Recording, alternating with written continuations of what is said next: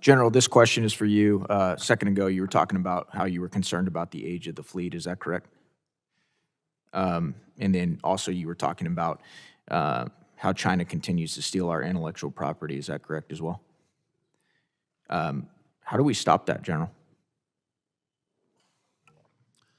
Well, the theft of intellectual property is something that probably goes beyond what I can comment on, but step one is realizing that it's happening and ensuring not only the prime contractors, but the subcontractors that develop our defense systems have the appropriate resiliency and hardening.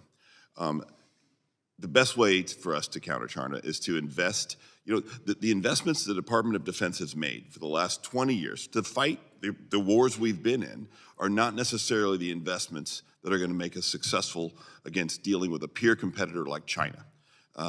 And so it's important that we transform our investment to the areas that most concerns them, which is our ability to hold targets at risk in their homeland and our ability to deny them their objectives vis-a-vis Taiwan. And so we can deter them through punishment, and we can also deter them through denial. And that happens by investment in the department in the domains that are most critical facing a peer competitor, air and space. Thank you, General. My next question is for Mr. Evanina. A moment ago, you were raving about the capabilities and dominance of the U.S. intelligence agency. I think that, probably everybody up here would agree how impressive our intelligence agencies are and have been over the years. My question for you, sir, is are you aware of the lack of trust in our intelligence agencies by U.S. citizens? Congressman, yes, I am, and it's a concerning issue. Yeah. And you're aware that there is a select committee on the weaponization of the federal government up here right now? Yes, sir, I'm aware of that. I represent some amazing people in Arizona, rural Arizona. They love this country, one of the most patriotic districts in Arizona. I myself am a Navy SEAL. I joined the Navy after 9/11, and I served for 13 years, and I love this country. And I want our intelligence agencies to be strong. I think they need to be strong for good reason. But I'm going to tell you right now, sir, when we read years after the fact that 50 former national intelligence folks, several heads of the CIA claimed that the Hunter Biden laptop is Russian disinformation, only to find out years later what we all knew that it wasn't, that's alarming to a lot of Americans. And it makes us lose trust in our intelligence agencies. And for me, when I look at a guy like you that's done everything that you've done, as intelligent as you are, I know that's got to piss you off. If there were 50 former Navy SEALs out there lying to the American people, and I found out about it, that would piss me off because it undermines the community that I hold so dear. And I'm sure you probably have a very similar endearment to your community. Am I correct in assuming that? You're correct, sir. What do you think we do about that, sir? How do you think we regain the trust with the American people and our intelligence agency? Congressman, I think you bring up a very valid point that not only reaches the current events of today with our intelligence and law enforcement community, but it also impacts the recruiting of future generations of women and men who want to serve in the U.S. government, intelligence, and military apparatus. And I think that is the core element. I think two things have to happen. Number one, there has to be complete transparency of things that happened in the past, but more importantly, of the great things that women and men are doing. We have to be more proactive in getting out to your district and other districts at the local level. And secondarily, there has to be some transparency of what's real and what's not real with the narrative reporting that we see in the media. And I think that's the obligation of law enforcement intelligence agencies to be forthwith of declassification and transparency of what's going on. Real quick, Mr. Evanina, if it seemed like I was coming after you today, I apologize for that. It's nothing personal at all. I love this country, and I'm tired of losing faith and trust in the institutions and the organizations that as a little kid I had aspired to and I upheld. And I know I'm speaking for a lot of Americans when I say that, brother, okay? Last question I have real quick is for Ms. Bingen. You said that war with China was not certain. Can you expound on that a little bit? And please tell us all how we can, in your opinion, how we can avoid war with China. Thank you. Absolutely, Congressman. I want to say that the cause isn't lost, and there are things that we as a nation can proactively do. So, for example, continuing to invest in a strong defense, ensuring our forces are ready, is a signal and a deterrent. Making sure that we invest in resilient networks, so that if the CCP decides to launch an attack, it will have a less effect on our networks and our infrastructure. Superior technology. Former Secretary of Defense I worked for would always say, we never want to send our sons and daughters into a fair fight. With the technology theft happening, we are very much at risk of sending our sons and daughters into a fair fight. So superior technology and agility in terms of how we use that technology. And then ensuring that we have a network of allies and partners. This is a weakness that the CCP has that we have. And sir, with all of your service, you know that we fight in coalitions, and it's important to make sure that our allies are with us and partners are with us, and not with China. Thank you. Is recognized. Thank you, Madam Speaker. I yield myself as much time as I may consume. The gentleman is recognized. Thank you, Madam Speaker. I think it's pretty sad that we even have to offer this bill and that I have to offer this amendment.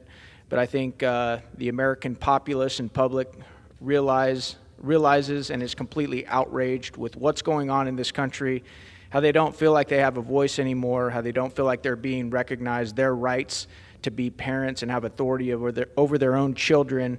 And it's also very disgusting, quite frankly, what's been going on in our kids' schools, and parents across this country, Democrats, Republicans, Independents, all of us are furious with what's going on at these schools, and that's why we even have to do this. So my amendment adds a private right of action for parents to hold schools accountable for not honoring the rights set forth in Title I and Title II of this bill. It seeks to strengthen enforcement mechanisms within the Parents' Bill of Rights. My amendment, if passed, would ensure parents can sue if school districts force teachers or students to accommodate critical race theory curriculum, compel students to observe obscene or sexual material without parental consent, use pronoun changes without parental consent, violate student privacy without parental consent, or neglect to report sexual assault or harassment on school property. The bill, as it's currently written, puts the protection of parental rights in the hands of the Department of Education bureaucrats. It is not enough for Congress to leave enforcement of Department of Education bureaucrats or wait for the corrupt Department of Justice to file a lawsuit on parents' behalf. I don't trust the Biden administration to go after woke school administrators that force dangerous ideologies on innocent children. Parents should have the opportunity to sue these schools. For far too long, the public school system has undermined parental involvement in education decisions. If we want to truly empower parents' rights, we should give parents the tools to enforce those rights through this amendment, not leave it in the hands of bureaucrats. Madam Speaker, at this time, I would like to yield 1 minute to the gentleman, Bob Good from Virginia. 2 minutes. The gentleman from Virginia is recognized. Thank you, Madam Speaker. I support passage of the underlying bill, but I also rise in support of this amendment, which I think would truly empower parents. Adding a private right of action places the ultimate protection of parental rights back where it belongs, in the hands of parents, not Department of Education bureaucrats. For too long, the public school system has undermined parental involvement in education decisions, and parents have been helpless to hold them accountable. The union-driven COVID policies in our schools served as a wake-up call for many parents, and school boards across the country have tried to stop them from raising their voices in protest. A private right of action would make a meaningful change to the balance of power so parents can rightfully have a say in what their children are being taught.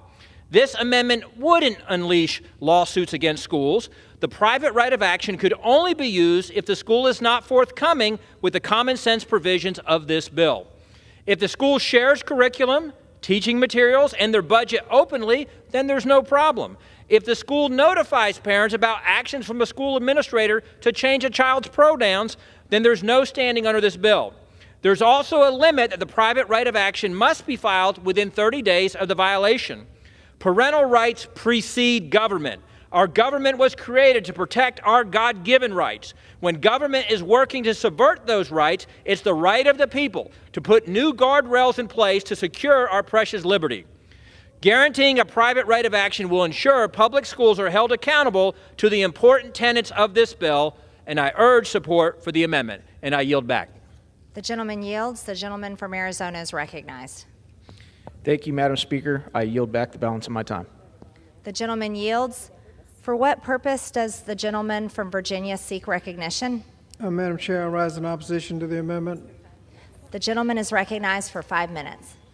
Madam Chair, I just think the amendment speaks for itself. If 100 parents show up at a school board meeting and each demand to be heard for as long as they want to speak, this bill would give them a private right of action in federal court to enforce their right to speak to the school board. Now, my local school board limits people to 3 minutes. I think that's a reasonable limitation. But when the amendment to allow reasonable limitations was defeated, you have the bill that everybody has a right, each and every one of the 100 people that show up, no matter how repetitive or how irrelevant it may be. I just think people need to know what's in the amendment and can judge it for themselves. People have said that some parents have been arrested by the police for showing up at the school board. And let me tell you, that can only happen if the police believe that a crime is being committed. I yield back. And yields. The question is. Recognize the final member of the subcommittee to ask questions before we reach the guests. That's Mr. Crane of Arizona for 5 minutes of questioning. Thank you, Mr. Chairman. Thank you all for appearing here today before our committee. It's true that you guys are under oath. Is that correct? Yes, sir. All right. Ms. Dawson, my first question for you. What's better, ham or Canadian bacon? We're on the clock, Ms. Dawson. I have no answer. I have no Okay. answer. I All have right. no answer. I can't say that Montreal bagels are better, though. Okay. All right. Moving on to Mr. Judd. Mr. Judd, it's good to see you. I don't know which one of us brought the warm weather from Arizona, but it is nice up here. Mr. Judd, how many years have you been an agent? 25, but I'd first like to start. I'm amazed that a member of Congress can actually impugn somebody's character without letting that individual answer the question. She said that I repeated white nationalist tropes, when in reality, all I did was repeated what John D. Podesta said. John D. Podesta's think tank said, demographics, I believe that this is a direct quote, demographics is destiny. I had never heard of the Great Replacement Theory until USA Today wrote a story on it. And it's amazing that a congresswoman can impugn somebody's character without even allowing them to answer. I've been a Border Patrol agent for 25 years. Well, I'm glad you got to address that. And if you'd like to say anything else on my time, go for it. What else you got? Sorry about that. No. How long have you been representing Border Patrol agents in the National Border Patrol Council? I've been in a position, one or the other, for about 15 years, approximately. Thank you, sir. Would you say you're proud of your job? And if so, why? Very, very proud of my job. I think that it's very important for the safety and security of the American people. I think you told me a couple years ago, sir, the first time I ever met you, that your organization has endorsed candidates from both parties. Is that correct? We have. So would you say that your organization is bipartisan? It absolutely is. That's weird because that doesn't happen a lot up in this town. Can you elaborate on why your organization is bipartisan? We'll work with anybody that wants to secure the border. That's what we want. We work for the safety and security of the American people. Any law enforcement, when they put on a uniform, what they want to do is they want to protect citizens, and that's what we want to do, and we'll work with anybody that will work with us. Thank you, sir. Would you agree with Secretary Mayorkas' assessment that we have operational control at the southern border? Absolutely not. Can you briefly describe some of the most detrimental policy changes that current administration has put into place? When you look at the main magnet that draws people to cross our borders illegally is whether or not they're going to be released into the United States. Right now, nearly everybody that crosses the border illegally, if they're not expelled under Title 42, which is only about 30% right now, then they're released into the United States. That's the main magnet that drives people, and he has put that, if you will, he's put that on steroids. Yeah. Does it bother you on a personal level to see these changes made? It does, because I know that we can't properly protect the American people with these policies. Yeah, one of the things that was covered earlier, sir, was the attrition rate in the Border Patrol. In your professional and longstanding position in the Border Patrol, do you think that has anything to do with Border Patrol agents feeling like it doesn't even matter what they do? It does. I speak with agents on a regular basis that are leaving the agency because they know that they can't do the job that they wanted to do. That's got to be kind of heartbreaking to somebody who's, devoted so much of your time and life, sacrificed time away from your family to protecting American citizens. It is. Yeah. Sir, do you know when President Biden's first visit to the border was? Was it January 23rd? It was, yes. Yep. So how many years into his presidency was that, sir? Just over 2 years. Do you know how many trips President Trump made to the border, Mr. Judd? I don't know exactly, but I know that he made multiple trips. Yeah, we were looking it up this morning. I think it was about 5. Do you think it has, as a leader yourself, do you think it has anything to do with leadership if you actually show up to the places that you represent and the people that follow you see you show up? Yeah, any time that you know that somebody supports what you're doing, what your mission is, you're going to be a lot more energized to do the job. Awesome. Mr. Arthur, my last question is for you. My colleague over here from Michigan, Mr. Thanader, showed a video of some vehicles going over a bridge in Michigan and then stated that this is hardly a picture of disorder. And I asked a couple other members if they got the same implication that I did, that, hey, it doesn't really, because of the video I'm showing where cars are going over a border and trucks are going over a border, there's no issue here. When you saw that, what did you think about that example that he made in the video that he showed? Do you think that described the border issues that we have going on here in the United States, sir? Well, actually, the interesting thing is that the conclusion that I drew from that talks about why this hearing today was so important. We need to listen to Dr. Dawson, the ranking member, talked about the importance of trade between the United States and Canada. We need to continue that relationship. Our relationship with Canada is absolutely crucial to our vitality, our economic vitality. I know that the time is up. I'll make it short. We need to make sure that continues. I was in, not this building, but 2 buildings down on September 11th. And everything changed that way, certainly changed. I was oversight counsel for immigration. The dangers that we would have to shut down our economy, shut down our borders, shut down our commerce because something had happened, were real. Sir, I was asking about a specific video. I understand that, but I'm gonna, real quick, I'm gonna go to Mr. Judd. Mr. Judd, when you watch that video, Point of order. Gentleman's time's expired. okay, all right. I thank the gentleman, and we're blessed to have. As we move forward, I yield back.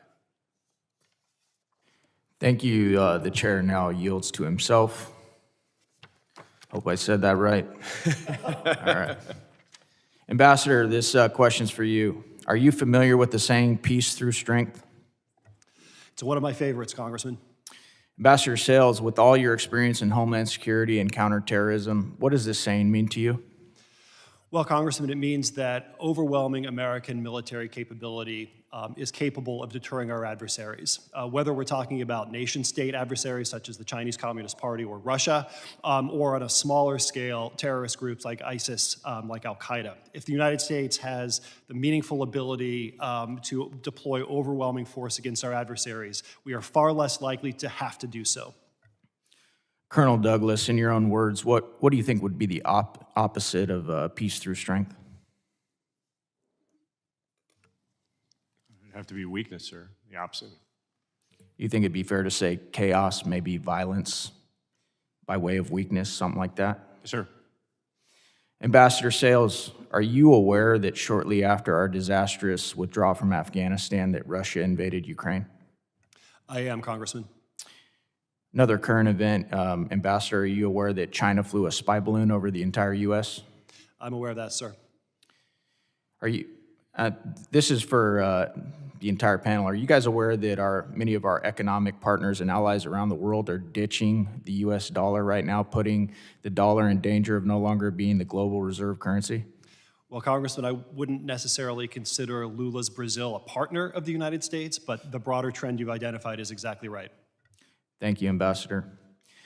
Ambassador Sales, I'm wondering if, like any of the constituents that I talked to, you see any connection between the weakness and incompetence that we showed in Afghanistan and some of these other world events that I just mentioned, or if you think that this is just a spurious, non-connected chain of events. Well, Congressman, I could take this back to Osama bin Laden. I think he said something that is instructive several decades ago. When people see a strong horse and a weak horse, they prefer the strong horse. A weak America invites aggression. A weak America invites instability. And to the extent the United States appears weak on a world stage, that's not only bad for our homeland security, it's not only bad for our national security and foreign policy interests, it's bad for the stability and security of the whole world. Thank you. Colonel Douglas, you were a Marine officer for 31 years, is that correct? Yes, sir, it is. I'm just a Navy guy, and I'm familiar that in the Marine Corps, you guys often like to joke around and say you're the men's department of the Navy. Is that correct, Colonel? Sir, I've never said that. You and I share some close associates. So. Thank you for your tact, Colonel. I appreciate that. Colonel, in your opinion, who does bear the ultimate responsibility of the dead Marines, the billions of gear we left behind, the equipment left behind, and the global chaos we see unfolding after the Afghanistan withdrawal? Sir, I think the president said it best when he said the buck stops here, and I think that's where we need to stay, is the buck stops here. Colonel, in the Marine Corps, when they were teaching you guys leadership, what they teach you about accountability? The one thing that, one of the many things they taught us was you can delegate responsibility, you cannot delegate accountability. Colonel, do you see any accountability for this withdrawal of Afghanistan and our dead Marines? At this point, we have not seen accountability. Colonel, what would you like to see happen going forward? Acknowledgement that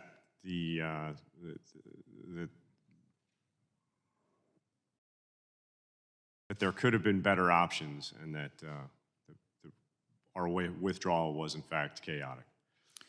Ambassador Sells, I'll ask you the same question. What would you like to see moving forward? I'd like to see accountability, Congressman, for a colossal foreign policy and national security failure of the sort that we saw in Afghanistan. I would like to see accountability for the decisions that were made. Do you think that's possible after watching the video that we watched at the beginning of this hearing? Well, Congressman, I have to say I was discouraged by the statement that the White House put out a week or so ago, which seemed to be more interested in pointing fingers than in learning lessons. I'm hopeful that congressional oversight can help bring the accountability that's needed. Thank you, Ambassador. I yield my time. The gentleman from Texas is now recognized. Texas, Arizona, Mr. Arizona, my apologies. Come on. Mr. Crane, I will do push-ups for you. Push them out, sir. We'll give you 7 seconds back. All right. Thank you, Secretary Mayorkas, for appearing before our committee. I know it's been a tough day for you, and I think that's for good reason. I want to start my comments with looking at the causation of this crisis at our southern border.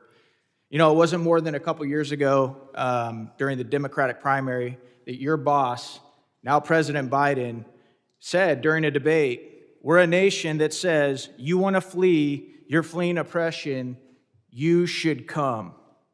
Everybody with a brain saw this coming, sir. We all saw this coming. We saw this president, during his race, roll out the red carpet. We knew what it was going to cause.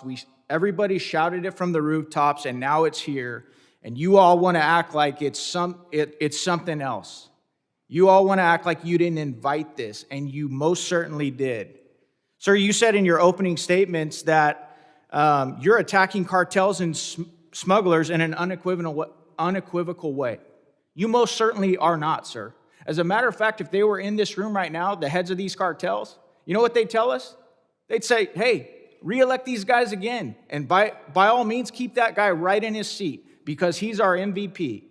He's making it so easy for us to smuggle drugs, smuggle people, get gangs into this country, distract our Border Patrol agents, and at the same time, destroy the U.S. economy. So you're not doing a good job, sir, and that is why right here, you see that, sir? You see that one on your left? That resolution? Those are articles of impeachment that Andy Biggs, Congressman Andy Biggs, and several of us supported. Now, I've never met you before in my life. You and I have no personal beef. There's no animosity as far personally. The reason that I agreed to sign on to these articles of impeachment with my colleague and others is because of the dereliction of duty. You know, I've got graphs up here too. You can see these graphs showing what it was like at the border before you got into office and what it's like now. Here's the sad thing, sir. These aren't just graphs. They're not just numbers that have been thrown at you today. They're American families. And I'm so glad that my colleague made you or asked you to get up, turn around, and face one of them. I'm glad that you had to look at something that wasn't just a data point or a graph, but you actually had to look at a family, because there's tens of thousands of them. Tens of thousands. 70,000 because of fentanyl alone. That doesn't count all the families that have been destroyed by gangsters that have come up through South America, or the families that have been destroyed because of sex trafficking. I'm glad you had to face them. You know what, sir? I actually had to face one of them in my district last week. I had to face one of them in my district last week, and it was hard. This woman was choking back tears, asking me, Congressman Crane, what are you going to do? My daughter was killed. My beautiful daughter was killed because of fentanyl. And I said, you know what? We've drafted articles of impeachment to remove Secretary Mayorkas for his dereliction of duty. You know, it's interesting, sir, because Mr. Higgins, one of my colleagues up here, noticed your smugness. I noticed it too. And you know, for somebody that has a history of working in border security like yourself, and knowing, and my colleague right here, Mr. Breachin, he just pointed out that you worked for administrations where they were actually building walls. But you know what? Me and this gentleman right here went on a helicopter tour down in Texas where we flew around the border, and guess what we saw? Piles of steel just stacked up on the ground, like he said, of a wall that the American taxpayers have already paid for. And because of your dereliction of duty, and because of this president and this administration, we continue to have drugs, gang members, sex trafficking pouring into this country. And you sit there with a smug look on your face. But I noticed for a second, because I was watching your face. I was watching your face when the family behind you stood up. Mr. Pfluger asked you if you would address them. I noticed that just for a second, the smugness left your face, sir. And I'm glad that you had to feel uncomfortable today. And that's not because I don't have any humanity at all. I look at your story. I look that you immigrated here from Cuba. And you know what? I think that's great. I really do, sir. And you might not think that in this exchange right here. I think that it's a great thing that America has so many amazing immigrants here. And this side of the aisle, we're not hung up about immigration. We're not hung up about legal immigration. What we're hung up about is how you all, day one in office, came in and changed policies and started getting rid of infrastructure that was keeping our states, our counties, and our cities safe. The gentleman's time has expired. Of Arizona for his 5 minutes of question. Thank you guys for coming today. I appreciate you guys being here on Police Week. Mr. Erickson, the lady sitting to your left, Miss Spitalnik, stated on Twitter that white supremacism is the most dangerous terror threat. Do you agree or disagree with that statement? I think, again, it depends on what context you're looking at. Globally, I would probably disagree with that. Well, just look at what she tweeted. Is the most dangerous terrorist threat. What do you think about that? I would probably disagree with that. Why is that, Mr. Erickson? Because the global view of threats that we face in this country is much larger than the domestic extremism that we're talking about today. And I think that's a completely different hearing, a completely different topic to have. But I think we tend to get myopia when we start talking about specific things and we start talking in hyperbole. That's what I would describe. Yeah, you're right. We do that a lot around here. That seems like that's one of the predominant themes in this chamber, which is ironic for some of us that have actually been around the world chasing down real terrorists. Mr. Rojas, what do you think about that? What do you think about that tweet from Ms. Spitalnik? White supremacism is the most dangerous terror threat. What do you think about that? Well, I would agree with Mr. Erickson if we're talking about, globally, there's a lot of bad people out there that want to hurt us. And I would also just say that, like, here in the district, I would, just walking down on the street, with homicides being up 7%, and along with other crimes being up, I wouldn't be stabbed or carjacked or shot statistically, by a white guy in a red hat screaming, "This is MAGA country." Yeah, no, exactly. And we all know that's the case. I mean, it's not the reason you can't walk down the street in Chicago, New York, Baltimore, et cetera, because of white supremacy. And it's just sad because here's the deal. White supremacy is disgusting. It's disgusting. I look across the aisle at some of my brothers and sisters that don't have the same skin color as me. And you know what I see? I see men and women that were created in the image of God, just like I was. You may have a little more melanin in your skin than I do. I could care less. Even though I don't agree with you politically or your political worldview, you guys are my brothers and sisters, and I think it is disgusting. That being said, you guys are playing a very dangerous game by continually overstating the threat of white supremacy when there are massive threats. It's not white supremacists that are killing tens of thousands of our children in pill form called fentanyl. It's not white supremacy that is storming over our southern border right now. It's not white supremacy that is trafficking, sex slaves into this country at record numbers, and on and on and on. But if you guys want to keep beating that drum, you're more than that. That's your right. That's your right. But it's a reason that a lot of Americans don't take you guys seriously. My brothers and sisters, it's a reason why America doesn't take you guys seriously, because you keep beating that drum. It wasn't white supremacists that flew airliners into the World Trade Centers. And guess what? They're still out there. And a lot of those folks, because I've actually chased a lot of them overseas, they would love to come into a room like this with an S-vest on and clack it off and kill every single one of us. Black, brown, white, they could care less, because you don't share the same religious ideology as them. So we can keep playing these games. But you guys have seen the CBP individuals in here telling you how many individuals on the terror watch list has come over that southern border. And I'm telling you, my brothers and sisters of different colors than me, of the same color as me, if we're going to get serious about homeland security, we need to stop. We need to be realistic. And yeah, I don't know a member on this side or that side that doesn't think legitimate, real white supremacy is disgusting, because it is. Any type of supremacy is disgusting. Anytime we devalue anybody or hurt them or harm them with violence because of their skin color is disgusting. Ms. Gaines, thank you so much for what you're doing.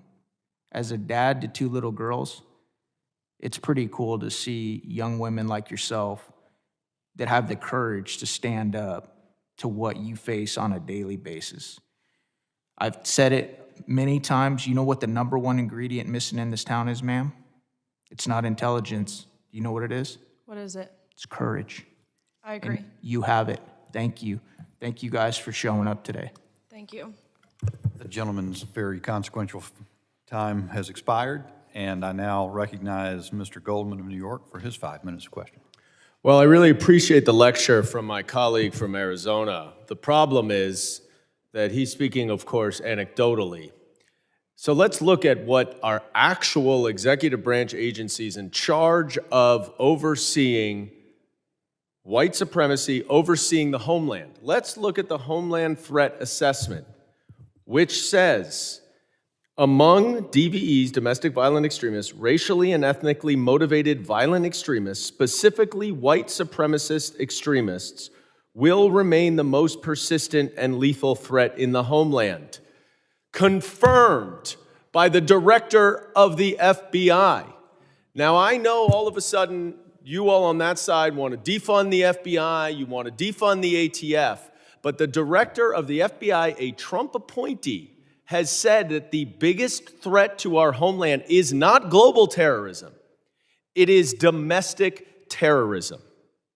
And we have these witnesses up here who are trying to tell us, and Mr. Erickson, in his opening statement, let me just point this out. This is the big example that we need to be so worried about, because in Atlanta, apparently, there were 23 individuals arrested for crimes ranging from vandalism to assault.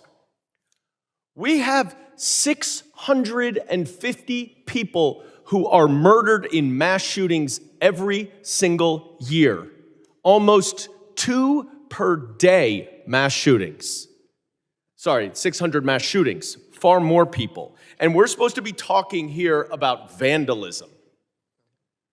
Give me a break. You can't even say, you can't sit here, Mr. Erickson. You were an employee of the Department of Homeland Security, and I want to get to that in a minute. You can't even acknowledge what your own agency said, that the biggest domestic terror threat is white nationalism, white supremacy. You're trying to get us, gaslight us up here as if Antifa, which Mr. Rosas, apparently the expert now in organized terrorist activity, has overruled the FBI director who says, there's a headline, says Antifa is an ideology, not an organization. No. Let's not listen to the FBI director. Let's listen to, sorry, what's your title? Senior writer at Town Hall, who is going to tell us that the FBI director is wrong. And I'd like to introduce, there's no question. I'd like to introduce, by unanimous consent, an AP article saying the FBI director says Antifa is an ideology, not an organization. Without objection, so ordered. Can I respond to that? No, you cannot. I didn't ask a question. It's the gentleman's time. He can spend it any way he chooses. Mr. Erickson, you went to a meeting at the White House on December 18th, 2020, did you not? I'm not sure which meeting you're speaking of. Well, there was the same day that a group of Trump advisors, Sidney Powell and Patrick Byrne, met with the president in the Oval Office, and they discussed the prospect of seizing voting machines. Did you participate in that meeting? No. Did you hear anything about that plan to seize voting machines? No. Okay. So were you working at the Department of Homeland Security on January 6th? Yes, I was. Because, you know, it's interesting to me, you talk a lot about left-wing extremist activity in your statement, but you actually worked for the Department of Homeland Security on January 6th, and there was no mention of what happened on January 6th in your testimony. And it's fair, that's not the topic of this title, of this hearing. I think that's the problem with the hearing, but that's not your fault. So I just want to be clear, you have no idea, you were not involved in any discussions about seizing voting machines while you were working at the Department of Homeland Security? That is correct. Okay. When did you leave the department? January the 20th, 2021 at noon. Why did you leave then? There was an inauguration that occurred at that time. So a lot of people are held over, right? No, that's incorrect. Not political appointees. Okay, everyone was out? Basically everybody, yeah, to the best of my knowledge. Let me ask you something. Would you consider the Proud Boys and Oath Keepers to be an organized group? Yes. Their leaders have been convicted of seditious conspiracy at this point, right? To my knowledge, correct. Yeah, based on what they did on January 6th. Correct. Okay, have any left-wing, Antifa, or any other people been convicted of conspiracy? The gentleman's time has expired. The committee will proceed. Can he answer the question? Yields back, and I recognize Mr. Crane for his 5 minutes of question. Thank you, Mr. Chairman. Mr. Rojas, you spent a lot of time embedded on the ground in protests and riots throughout the unrest in 2020, including in Portland, Seattle, Kenosha.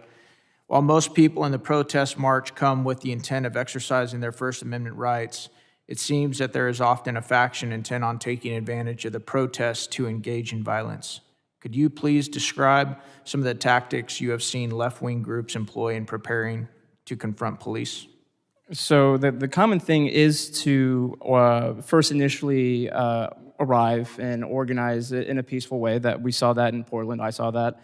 They would organize themselves in the park right across from the federal courthouse, but then as time would go on, more and more people would start to try to tear down. They have the fence up by them. They would try to tear down the fence. They would try to start fires. They would try to breach the perimeter.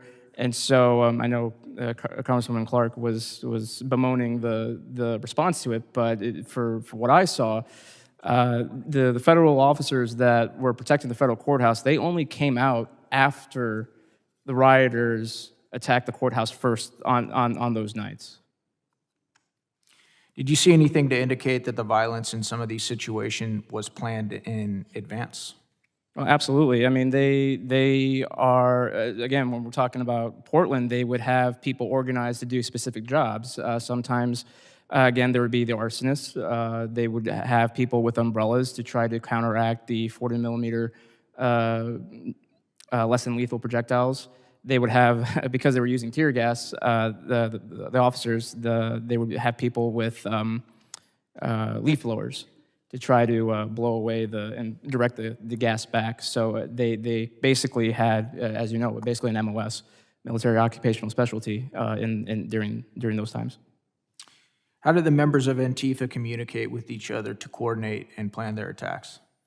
Again, a lot of it's through social media. A lot of it's through just regular phones and encrypted chats. One of the reasons why I personally do not live stream any of the riots that I covered is because they actually even have kind of like a cyber intel unit, because they would watch the live streams, and if somebody wasn't and if there was a live streamer who wasn't aligned with them or who was willing to actually show their violent acts, they would tell the people on the ground that, hey, this person is here, and they would be able to pinpoint where they are based on the live streams. So it is pretty much that sophisticated.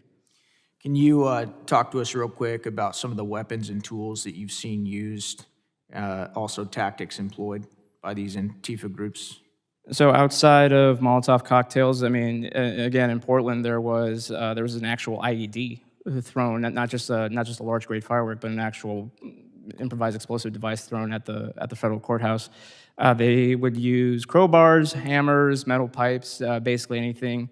Sometimes they would be armed with handguns. I saw that in Kenosha.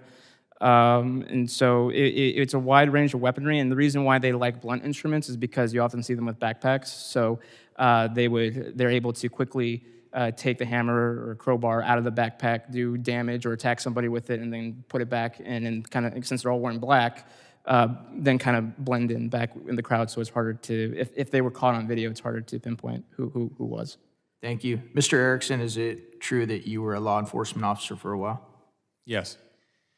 Does it bother you as somebody who wants to protect all people to see law enforcement and protection become bipartisan and polarized? Or partisan, I should say. Well, yeah, law enforcement officers are, I never went to a call and asked somebody what their political registration was before I helped them. They're there to do their job. They're trying to keep communities safe. They don't want to get sucked into the partisan debate. They just want to do their jobs. Yeah, When you were serving as a law enforcement officer, was that before or after the defund the police movement? That was before. That was before. Correct. What'd you think about that whole defund the police movement? I mean, I thought it was asinine. It made no sense. Politically, it made no sense. Logically, it made no sense.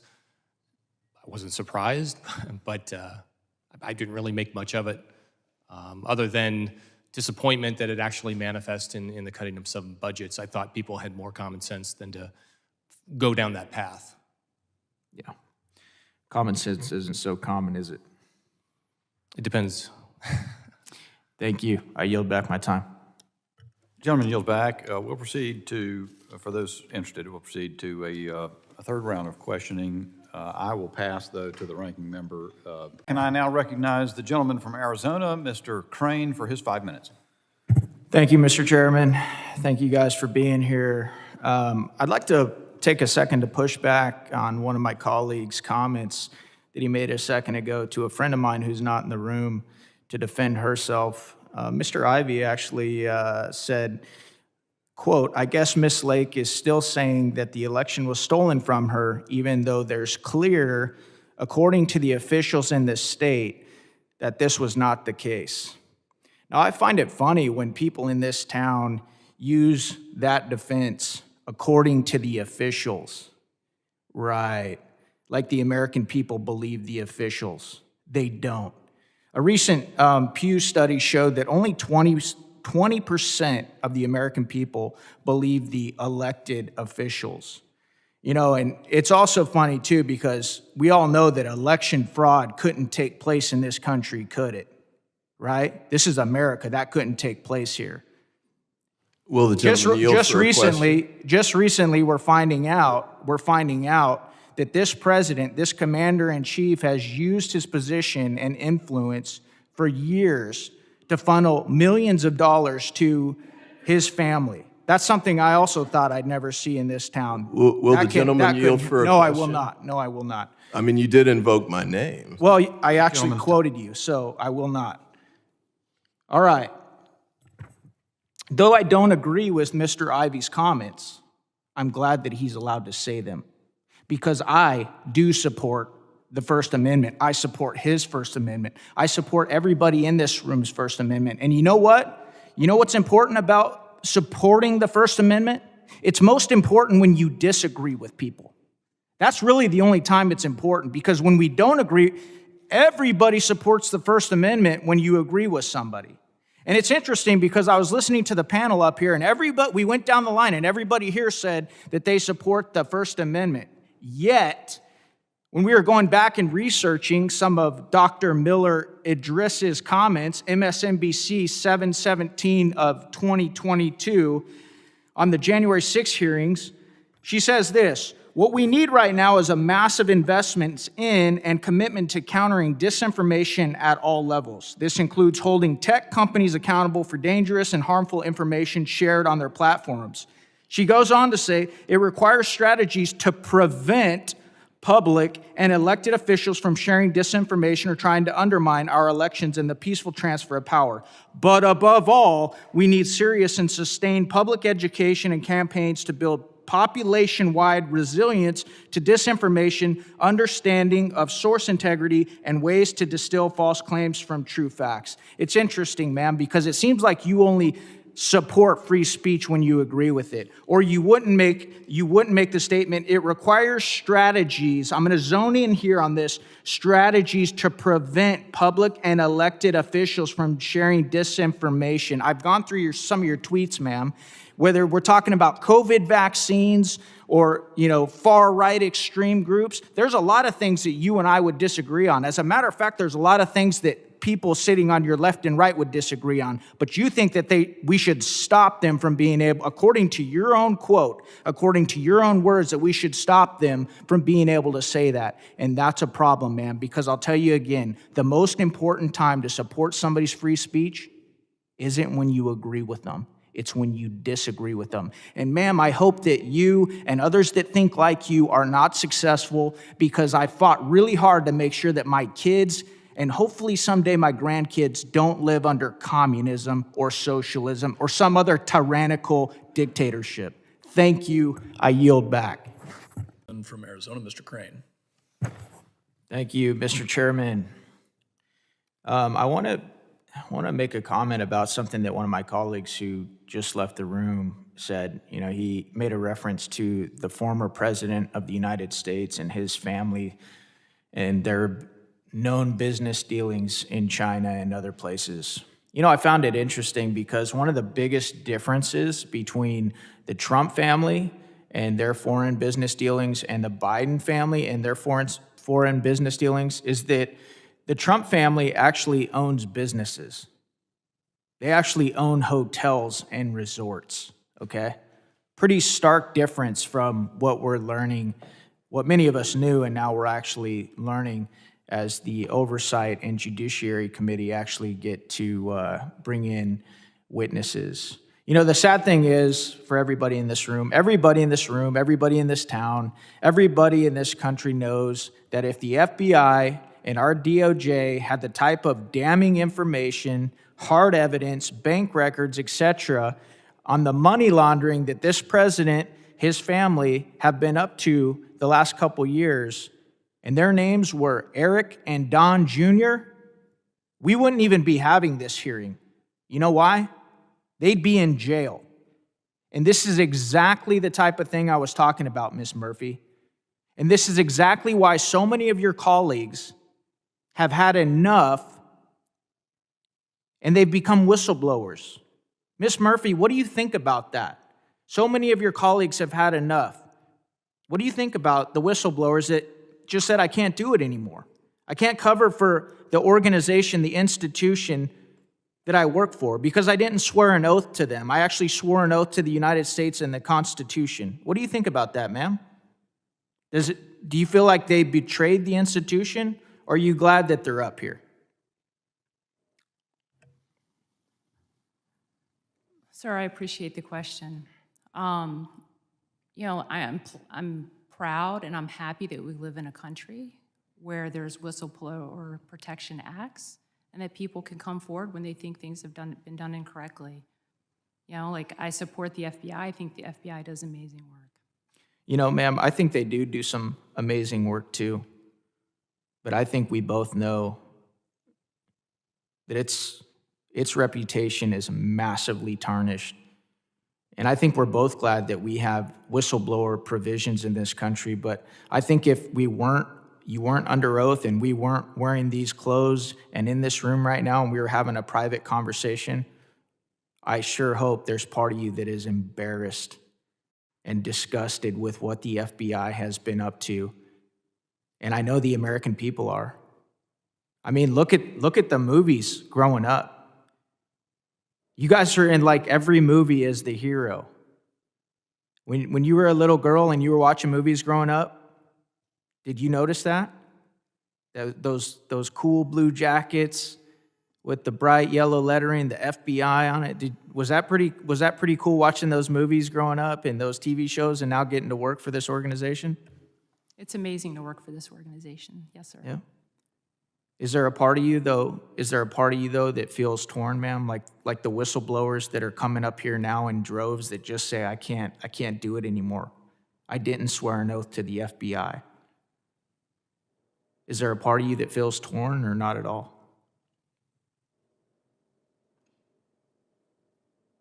Ma'am, I'm asking you a serious question. Sir, I'm very proud to work for the FBI. I think I stated that. I know you are. That's not what I asked you, ma'am. I asked you if you feel torn. Not at the least. Not the slightest. Well, that's pretty sad, ma'am. That really is. And it really shows who your allegiances are to. It really does. And as somebody who served this country myself, and I come from a very proud unit, the SEAL teams, I know that my allegiances are not to NSW, Naval Special Warfare. They're not to a SEAL team. And I am glad. I am so proud that we have men and women who see their oath to this country and they said, I can't do it anymore. I'm going to go try and straighten this out so that the organization that I love can maybe, just maybe, be turned around, quit being a partisan tool, and actually protect the American people, which it clearly is not doing right now. Thank you. I yield back my time. Gentleman yields. As the gentleman from Arizona, Mr. Crane. Thank you, Mr. Chairman. Thank you to the panelists who have come here today to share your time. Ms. Murphy, you work for the FBI, is that correct? Yes, sir. Ms. Murphy, do you know what elite capture is? Elite capture? Yeah, do you know what elite capture is? No, sir. So basically, elite capture is used by the CCP as a form of political warfare that seeks to control the actions of political, academic, business, and cultural leaders outside of China to benefit the CCP. The means of control take a variety of forms, including financial incentives, financial dependence, or compromise business entanglements, offers of access to opportunities within China, ideological appeal, and even blackmail. Are you familiar with these techniques, ma'am? I am familiar with those techniques. Do you have experience with those techniques, seeing those techniques in your job? Experience in seeing the Chinese government use those techniques? Yeah, or any other nation state that wants to compromise U.S. officials. I don't know that I've seen them personally, but I'm familiar with those techniques, yes, sir. Okay. Ms. Murphy, are you aware that a Chinese spy balloon just recently flew over the U.S. for about a week? I am.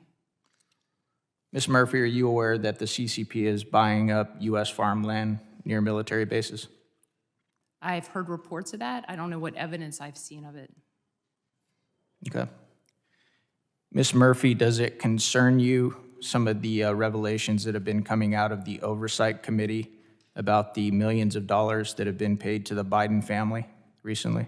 I'm not aware of money being paid to the Biden family. Oh, you're not aware of that at all? No, sir. That's interesting. You work for the FBI, right? Yes, sir, I do, but I would respectfully refer you to the investigators over that case. I'm sure we can get you a brief on that. That is not a case that I handle. Yeah, well, I don't need a brief on that, ma'am, to know that there are nation states that have paid millions of dollars to the Biden family. And that's one of the reasons that we're having this hearing. That's one of the reasons that Americans are so concerned that they see Chinese spy balloons flying over the U.S. for an entire week. That's why they're so concerned that they see these Chinese police stations being set up here. And they're wondering, how could this go on? This doesn't make any sense. And yet, the son of the President of the United States is involved and entangled for many years now in multiple business deals that the president claims he knows nothing about. And you, ma'am, you sit here before the Homeland Security Committee. Our job is to protect the homeland, and you act as if you don't know anything about it. Do you understand why the American people are concerned, ma'am? Yes or no? I understand why American people should be concerned about the threat from the Chinese Communist Party. Yeah. Do you see any connections with what I talked about when I was talking about elite capture? Do you see, are you connecting the dots at all? No, sir. You don't connect the dots? So your job is to protect the American people. I just read you what elite capture is, the summary, the definition of elite capture. Everybody knows in this town what's going on. Everybody knows what's coming out of these committee hearings right now. And it's pretty sad coming from somebody who, as a young man, wanted to be a part of your organization because of the reputation that men and women from the FBI had built up over decades. And now the American people hardly trust the FBI. They struggle with the Department of Justice, quite frankly, generally. They feel as if you don't have the right politics, you can basically do whatever you want. The American people, quite honestly, are wondering why Hunter Biden is still walking the streets. Thank you. I yield back. The gentleman yields. The chair now recognizes the gentlelady from Texas, Ms. Jackson Lee.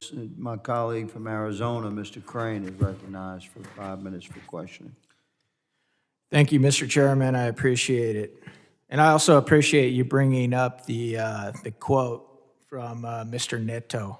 I want to go through that quote really quick again, Mr. Neto. This is what you said. You know, what we have really done here is oversee a historic increase in lawful pathways to the U.S., including at our ports of entry through CBP-1 application. You most certainly have given us a historic increase, sir. And I want to go to a historic increase real quick. Just an example, just a couple days ago, not a couple years ago, but a couple days ago in Arizona, where I'm from. This is Fox News on 6/4/23. Border Patrol K-9 sniffs out $2 million in fentanyl during traffic stop in Arizona. Fox News. Mr. Huffman, are you aware of this story? Do you remember this one? Yeah. Border Patrol K-9 helped agents sniff out $2 million worth of smuggled fentanyl during a traffic stop in Arizona last week. The seizure happened at a checkpoint along I-8 near Yuma. Yuma Sector Chief Patrol Agent Patricia McGurk Daniels stated, the narcotics totaled more than 192 pounds, enough to kill 48 million people. Sir, I didn't say 48 people. I didn't say 48,000 people. I said 48 million people.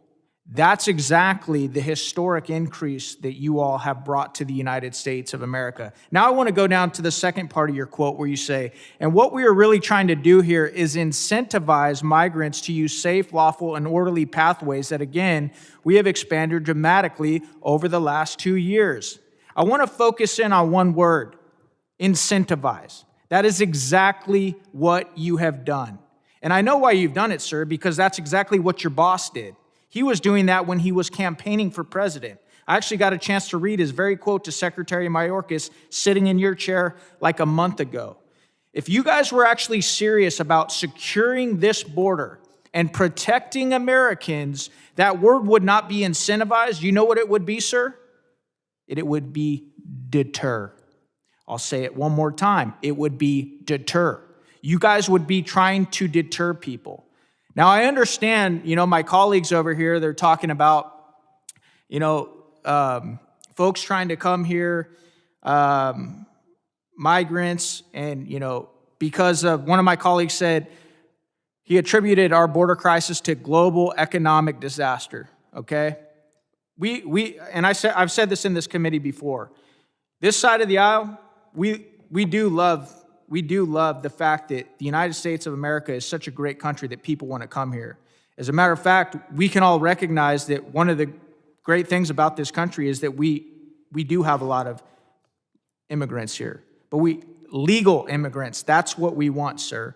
And because of the Biden open border policies, it is flooding people into this country, and it is tying up our Border Patrol agents to the tune of this story that I just read you. 48 million people could have died by the fentanyl that just came in Arizona 2 days ago. What do you think about that, sir?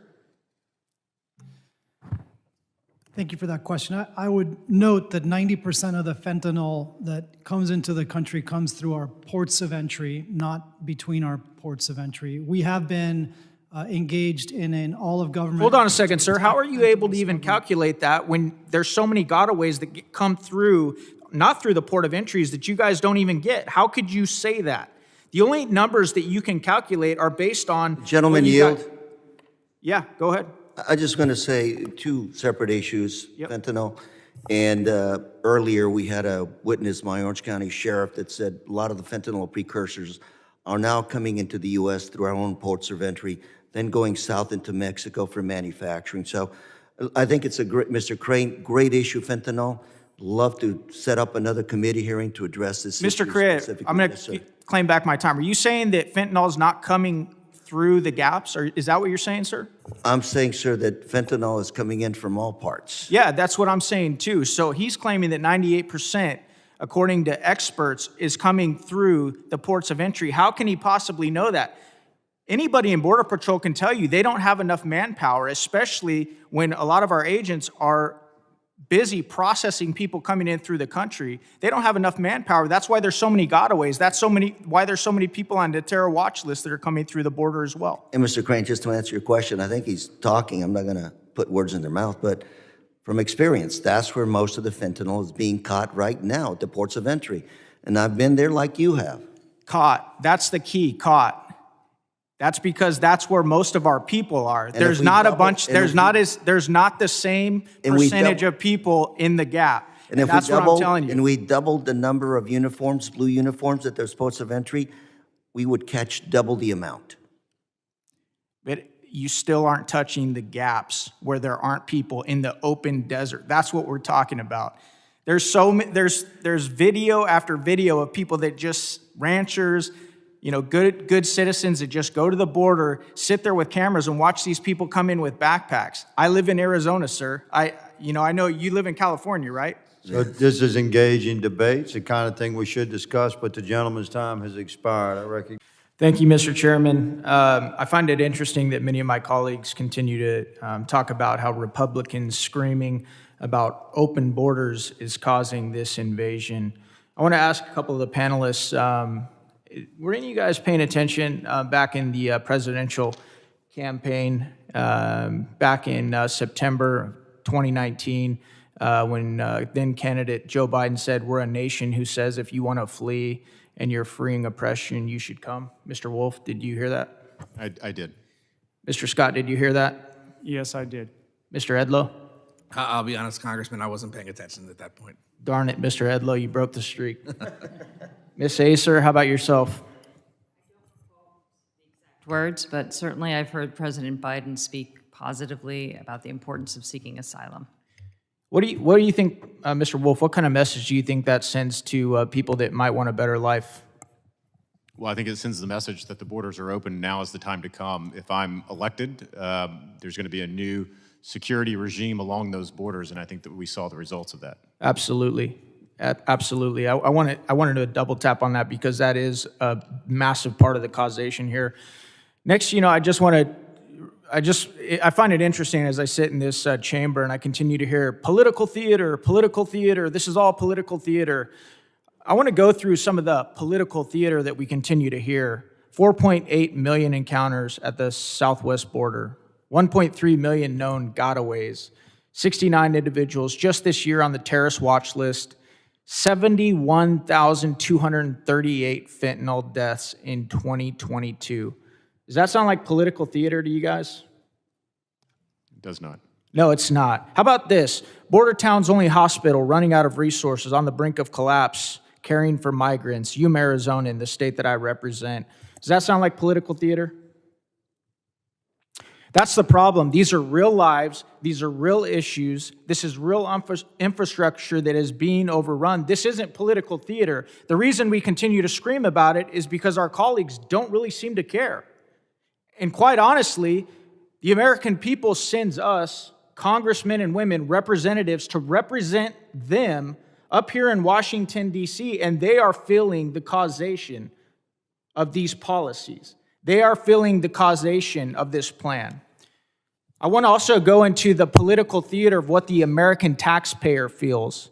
$182 billion reported to cover the costs incurred from the presence of illegal aliens. That's $1,156 every year per taxpayer. Is that political theater? Do people feel that, Mr. Wolf?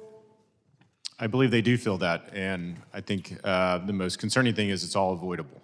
Absolutely. What about you, Mr. Scott? Do you think that American taxpayers feel that? Spent most of my career along the southwest border. I'd work with Texas a lot right now, and they're double paying for border security. It's a resounding yes, and it's completely avoidable. Absolutely. How about 5 suspected MS-13 gang members in U.S. illegally charged with murder and death of Maryland 15-year-old? Is that political theater? California, MS-13 gang member accused of 10-year-old's torture and murder. How about that? Political theater? How about this one? 5 MS-13 gang members who killed Virginia teenagers sentenced to life in prison. Washington Post. More political theater that we have to continue to scream about because nobody on the other side is listening. This administration continues to ignore it. You know, one of the most interesting things, because I'm the last person that gets to question anybody. Mr. Scott, I heard you testifying. How many administrations did you serve under, sir? I was in the Border Patrol for about 6. I was in leadership positions in 5. Right. And, you know, you said something that really struck me as somebody who's been in the military before. You said that when you actually, and members of your team actually brought up deterrence on phone calls with this secretary, that you guys were shut down immediately.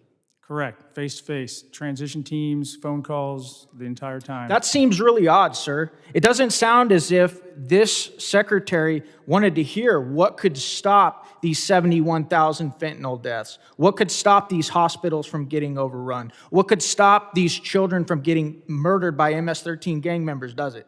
No, we were prevented from talking about border security or threats at all. And the last thing I want to say, Ms. Acer, I know you spent a lot of your life trying to help migrants, right? I read your bio. And I think a lot of Americans can identify with that and even appreciate it. What they don't appreciate is that your concern and care does not seem to extend to them whatsoever.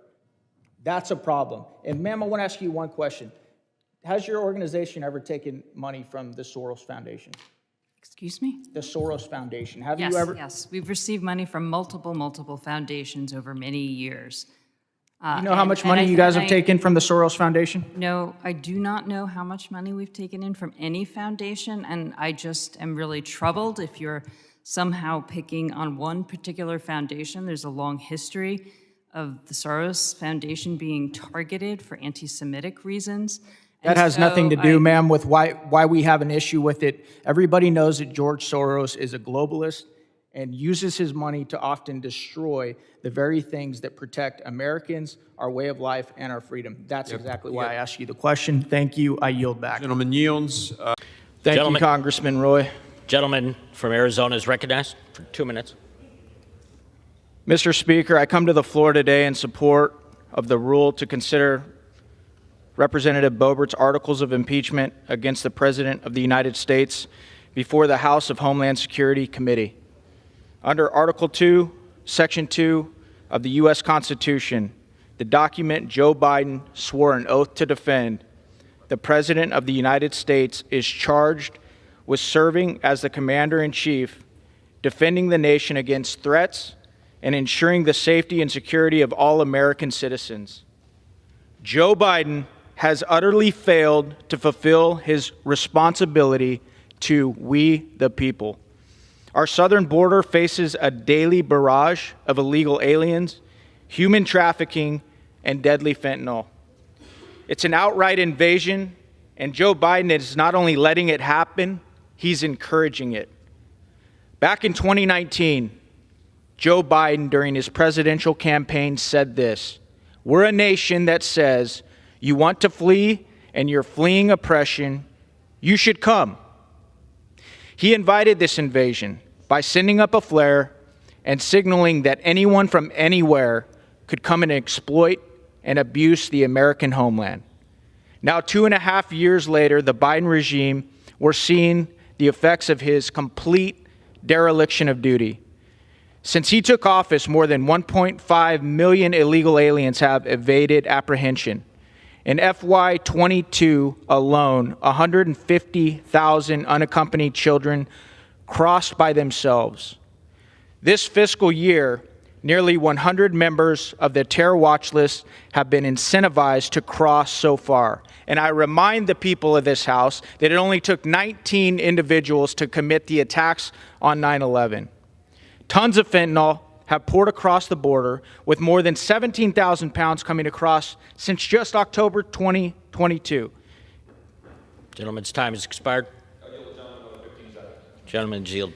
Joe Biden is the patriarch of a perverted and corrupt political dynasty who is more interested in profiting off his position than protecting our nation. His time in the Oval Office has been a disgrace, and he deserves to be impeached, which is why I support the passage of this rule. Thank you. Conversations off the floor, please.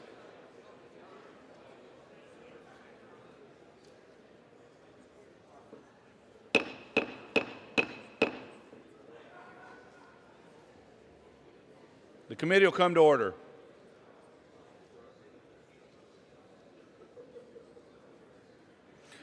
It is now in order to consider amendment number 32, printed in the House report 118-142.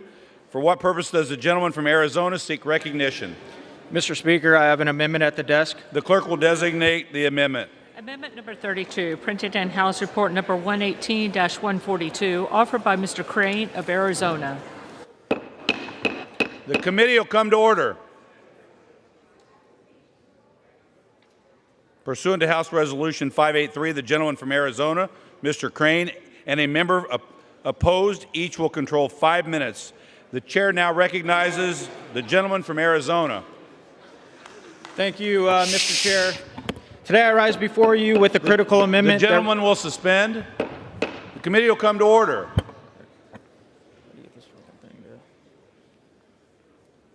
Gentleman's recognized. Today I rise before you with a critical amendment that remedies the harm imposed by political and military leaders that emphasize social justice, progressive dogma, and climate issues against the dedicated men and women of our armed forces who join to defend our country. My amendment specifically prohibits DOD from considering race, gender, religion, or political affiliations or any other ideological concepts as the sole basis for recruitment, training, education, promotion, or retention decisions. I reserve my time. Gentleman reserves. For what purpose does the gentlelady from Ohio seek recognition? Mr. Speaker, I seek time in opposition to this amendment. Gentlewoman's recognized. Mr. Speaker, this week Republicans are choosing MAGA extremism over our military, over women's health rights, and over diversity, equity, and inclusion. Our military, Mr. Speaker, was found to fight for the freedom of all of our citizens. House Republicans have threatened democracy with these divisive amendments, setting us back in history, far before civil rights, taking us back to slavery.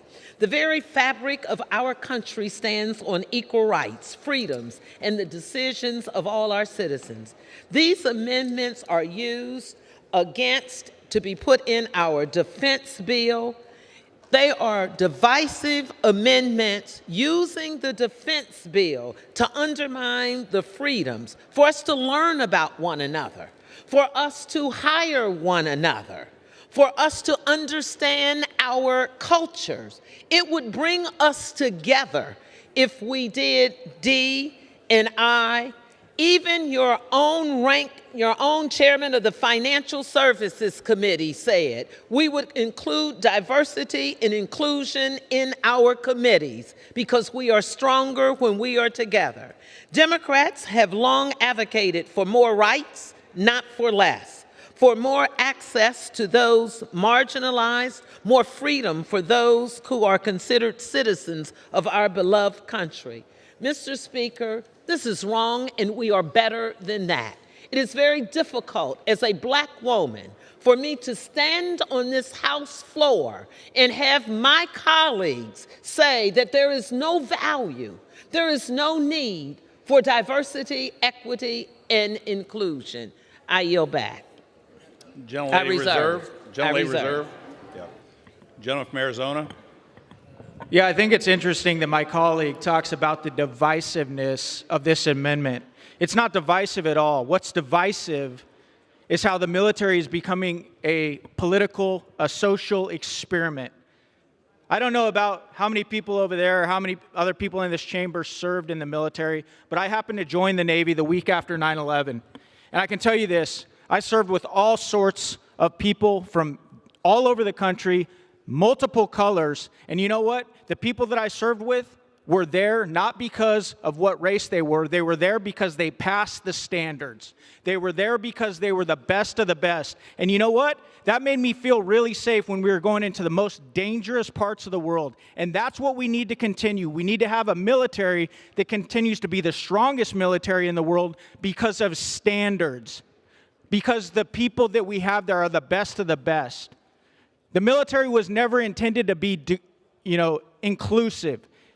Its strength is not its diversity. Its strength is its standards. And diversity can be a great thing, but that should not be our focus. And I'm going to tell you guys this right now. You can keep playing around these games with diversity, equity, and inclusion, but there are some real threats out there. And if we keep messing around and we keep lowering our standards, it's not going to be good.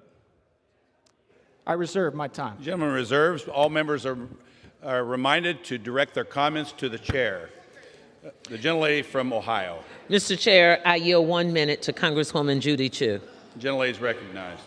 I rise in strong opposition to these amendments to the National Defense Authorization Act, which aren't designed to protect our national security or support the men and women in uniform who protect our freedoms. These amendments are anti-diversity and anti-freedom. They hurt women and restrict access to necessary abortion care. They are homophobic. They censor service members. They deny the existence of trans people. They needlessly undermine our military's readiness, cohesion, and effectiveness. They even attack our domestic film industry. Further, these amendments seek to interfere with international collaboration on research by targeting Asian researchers, scientists, and then peddle conspiracy theories about COVID-19. As chair of the Congressional Asian Pacific American Caucus, I have to underscore how these amendments open the door to more hate, violence, and profiling of Asian Americans, especially after 3 years of increased anti-Asian hate. Ultimately, what was a bipartisan bill in committee has become a vehicle for MAGA Republican extremism. Vote no. I reserve. Gentlelady reserves. Gentleman from Arizona. Mr. Chairman, I want to yield 30 seconds to my colleague, Andy Harris. The gentleman's recognized for 30 seconds. Thank you very much, Mr. Chair. Look, the gentleman from Arizona has it absolutely right. When I was in the military as a physician, what you wanted when you were injured in battle was the best person taking care of you with the greatest skill. You didn't care what the color of their skin was. You didn't care what their religious was. You didn't care what their background was. You wanted a highly trained individual who was going to keep our fighting force healthy. Mr. Chairman, that's why we need this amendment, to protect our men and women serving this country. This has nothing to do about other amendments. It's about having a fighting force that is the best in the world. I yield back. I reserve my time. Gentleman reserves. Gentlelady from Ohio. Mr. Speaker, I yield 1 minute to Congresswoman Fletcher. Gentlelady is recognized for 1 minute. Thank you, Mr. Speaker. I rise in opposition to this amendment and to the amendments that this body has debated here today, what they have done to this traditionally bipartisan process, but more important, what they do to the members of our armed services, especially our women in uniform. In 2021, women made up more than 17% of our active duty force, 231,000 members, and 21% of our National Guard and Reserves. More than 23,000 of them are stationed in Texas. Every day, the women of the United States military fight for our freedom.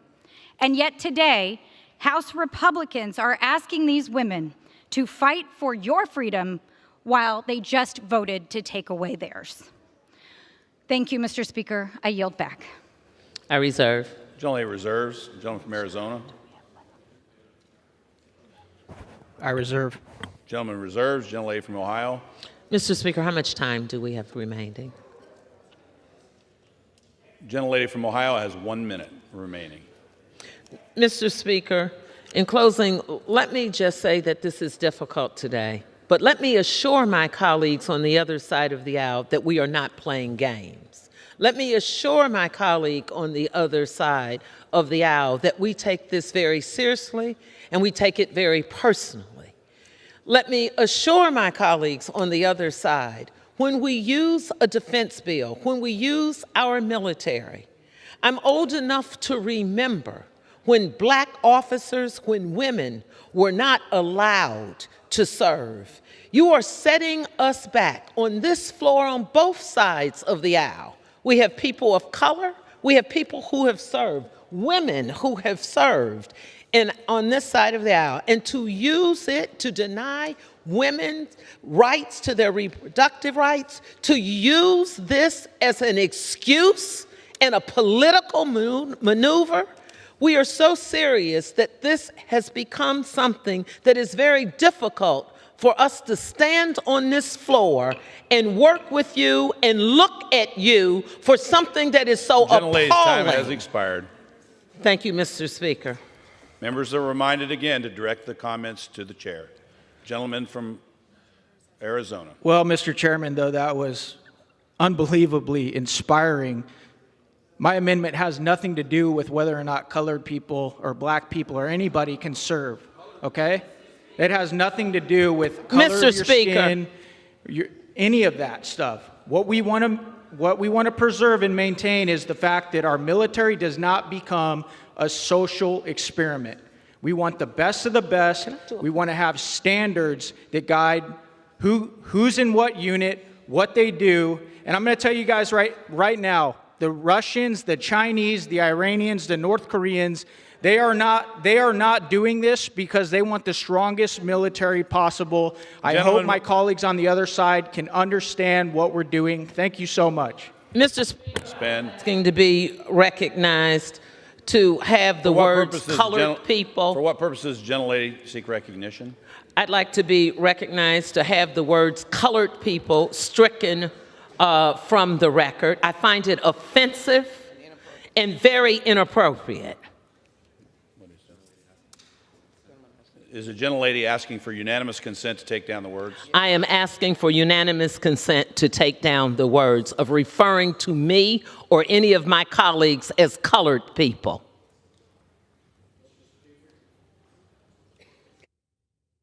For what purposes, the gentleman from Arizona? Can I amend my comments to people of color? The gentleman wishes to amend his comments. Is the gentleman asking consent? Mr. Speaker, to have the word stricken. I didn't ask for an amendment. Is there unanimous consent to have the word stricken? Without objection, so ordered. Gentleman from Arizona. How much time do you have? Thank you. I yield back my time. You have 1.5 minutes remaining if you choose to use it. Gentleman yields back. So the question is on the amendment offered by the gentleman from Arizona. Those in favor say aye. Those opposed say no. The ayes have it. In the opinion of the chair, the ayes have it. The amendment is agreed to.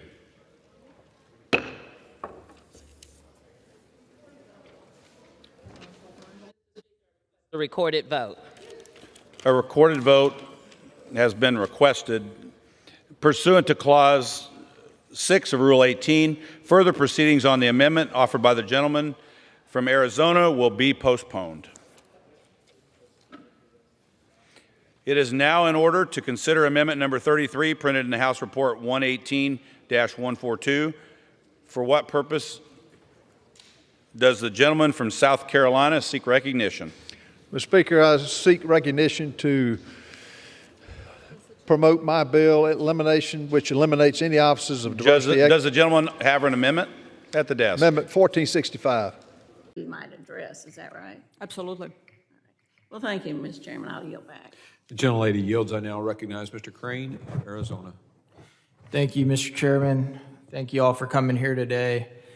I continue to hear the same thing. I want to echo what my colleague, Mr.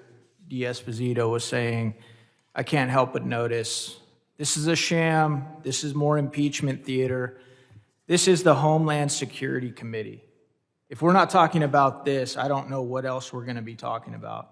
If we're not talking about trying to hold the individuals that are in charge of leadership on Homeland Security accountable, I don't know what else we're going to be talking about.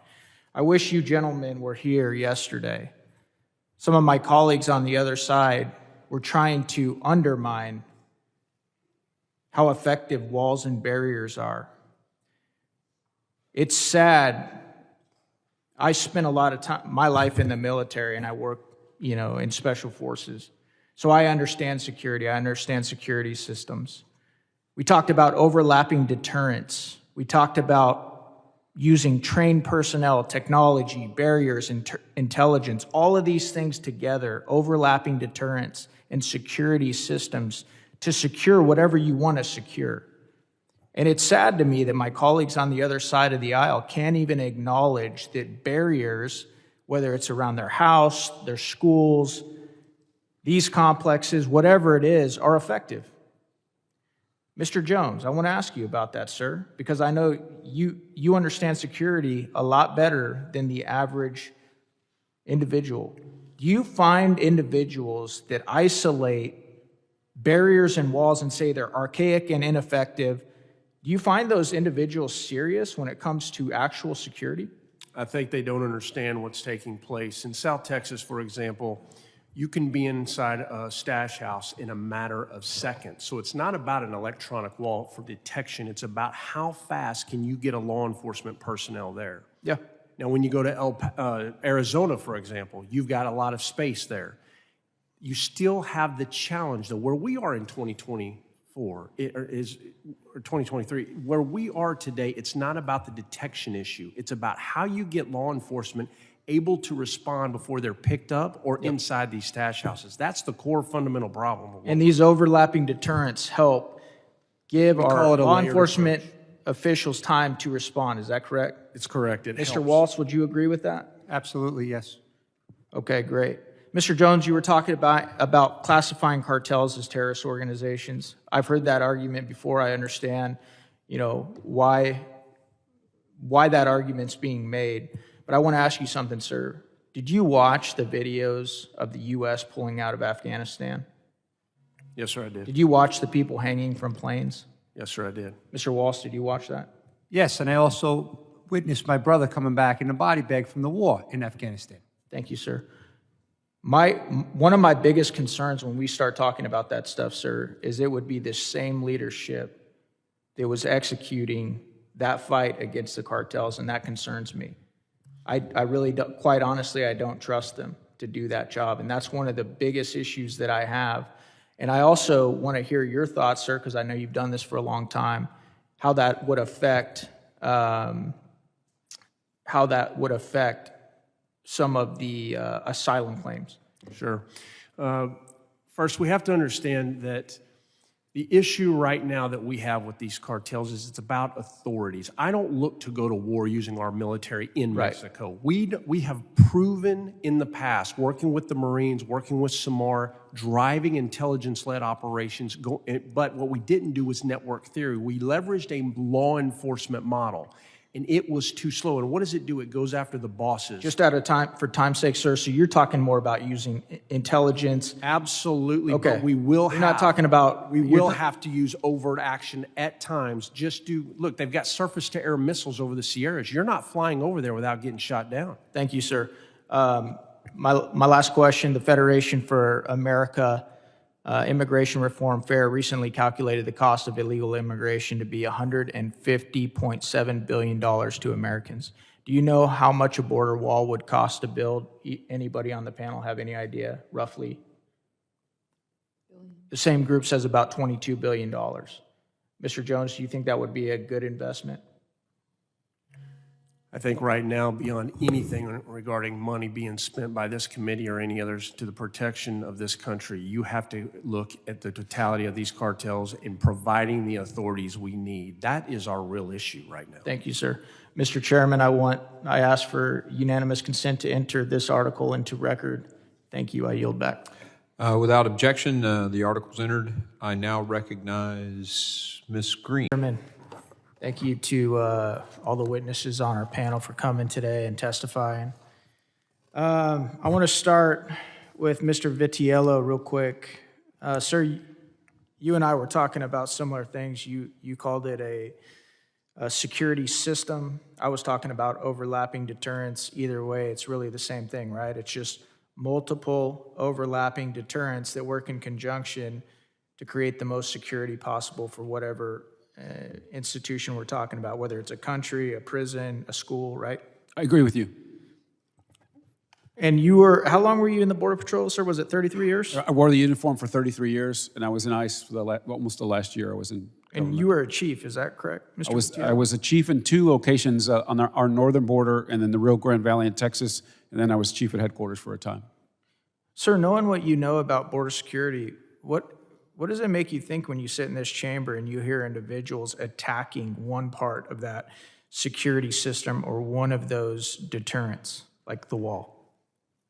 It's a little bit frustrating. We should be agnostic about whether walls work or not. It's not a partisan issue.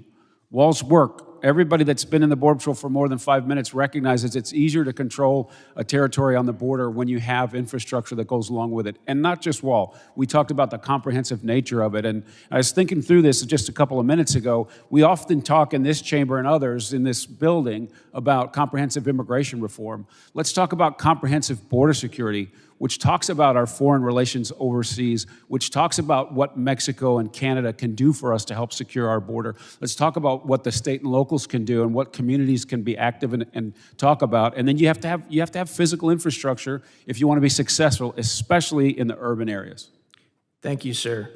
I want to transfer real quick to Doc Tenorio. Doc, thank you for coming. I also want to say thank you for your service. It must, I was listening to your testimony, it must be really hard to watch, somebody, a young kid or even a mom or a dad come in to your emergency room or your hospital and see a leg broken or a stress fracture, a spinal injury, or a TBI. Is it pretty tough to watch that, sir?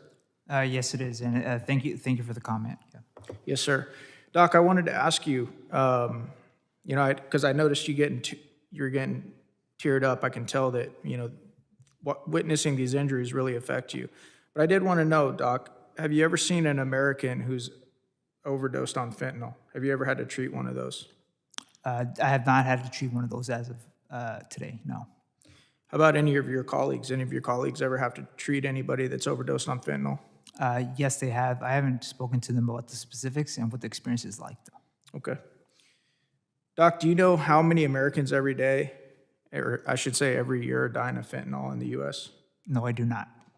Okay, it's about 70,000 right now. Gentleman, yield. Yes, go ahead, sir. I just want to say, Mr. Crane, totally agree with you in the fentanyl challenge, and that's why we're trying to figure out the priorities in my mind right now. If we want to keep fentanyl out, you go work on make sure our ports of entry are much more secure, because that's where 90% of the problem is. Okay, thank you, sir. Thank you. I appreciate it. Yield back, take my time. The reason I'm pointing it out, Mr. Ranking Member, is because obviously you guys called him here to talk about the injuries that he's witnessed from the extended height of our walls, right? But I want to point out, again, this is the Homeland Security Committee. Our primary job in this committee is to make sure that our Homeland Security units have the necessary resources, funding, and equipment to make sure that Americans are safe. So, Doc was talking about 16 people that he knows of that have died because they fell off that wall. That's horrible. That's horrible, Doc. But since the Biden administration took office, Doc, do you have any idea how many Americans have died because of fentanyl? I just gave you the 1 year number. Any idea how many have died in the 3 years? That I cannot speak to that, no. 300,000, Doc. How would you like to treat one of those individuals? How would you like to break the news to those family members that, and I know you're a man, you have a heart. I could see that. But I'm asking, do we care about those individuals as well? Absolutely. As a physician, I took an oath to take care of every patient that comes through our hospital, and I treat every patient the same. And I appreciate that, Doc. I think that's great. The last thing I want to say is, Mr. Johnson, how does it make you feel when you hear politicians that you know have camera systems, locked doors, walls, security system, and often armed personnel sit here and talk about how walls don't work? Do you think that they might change their tune a little bit, Mr. Johnson, if they lived at your ranch? I think that's a big issue, is nobody truly knows what's going on the border. The ports of entry, there's more assets allocated there than there are in between the ports of entry.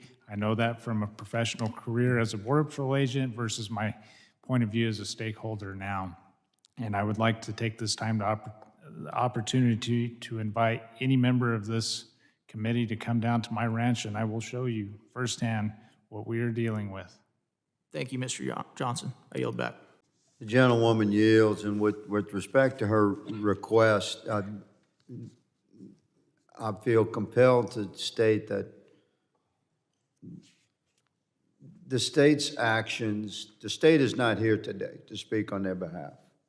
And I would ask that the gentlewoman's questions regarding state law enforcement actions be appropriately directed, whereby she may receive the answer she seeks. But this committee does not have a witness here today from the state of Texas.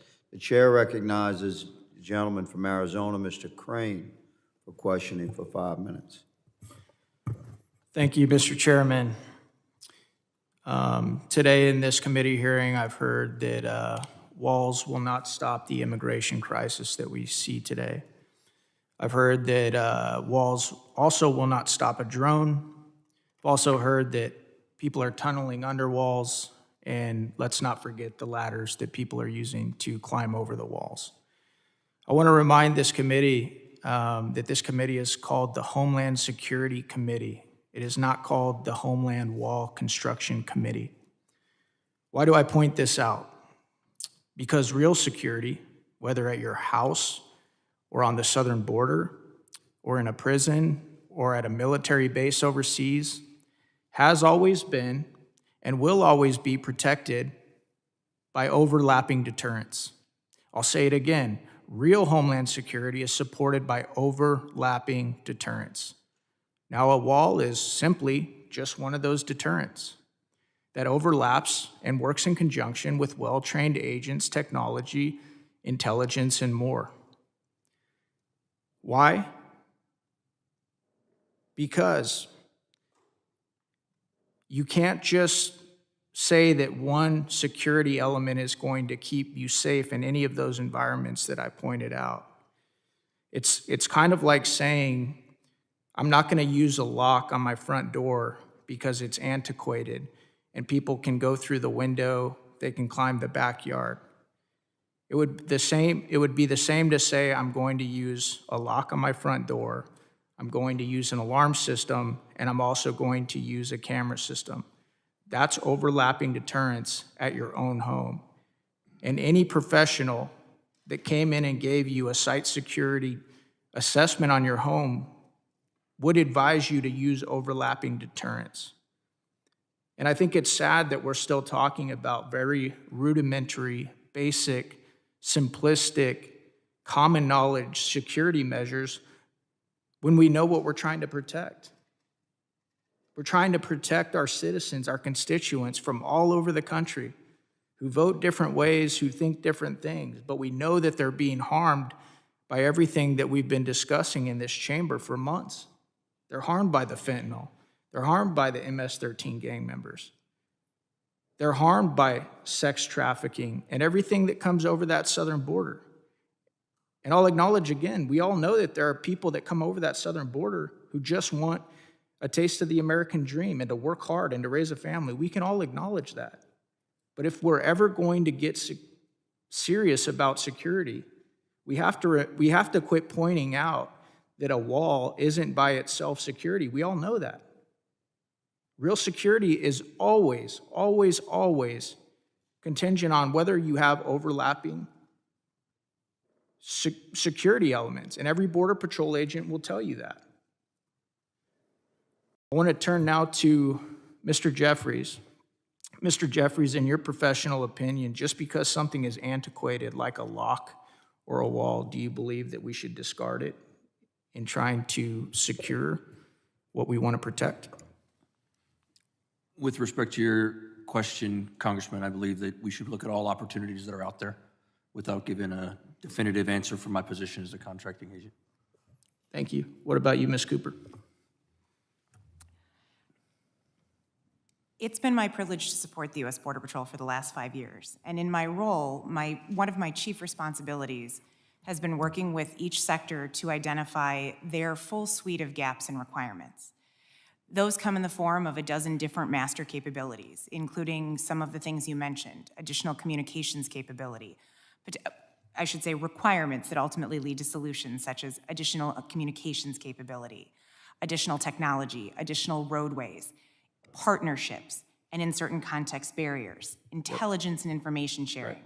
All of those, when appropriately combined, the right mix in the right place, can add value to our border security enterprise. Thank you, Ms. Cooper. I guess what I'm trying to say is this.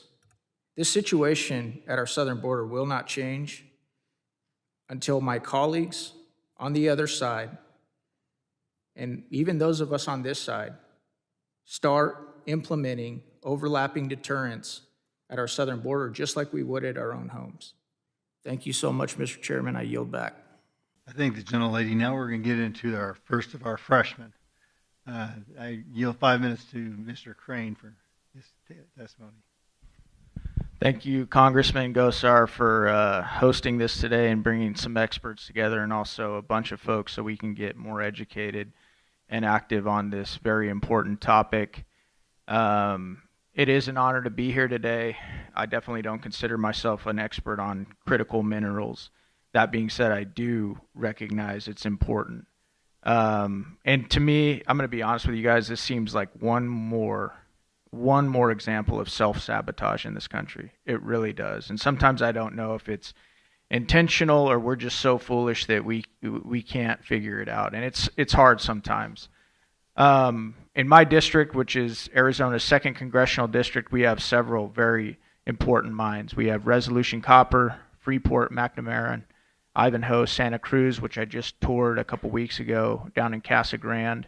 They're exploring, their field right now, and hopefully will be mining soon. Our Asarco, Pinto Valley, Baghdad mine, and those are some of the mines in my district. But when I look at this issue and I try and boil it down into 3 key areas, I would say the ones that I'm most focused on are economic impact, national security threat, and then obviously the environmental harm that many of these folks have already talked about.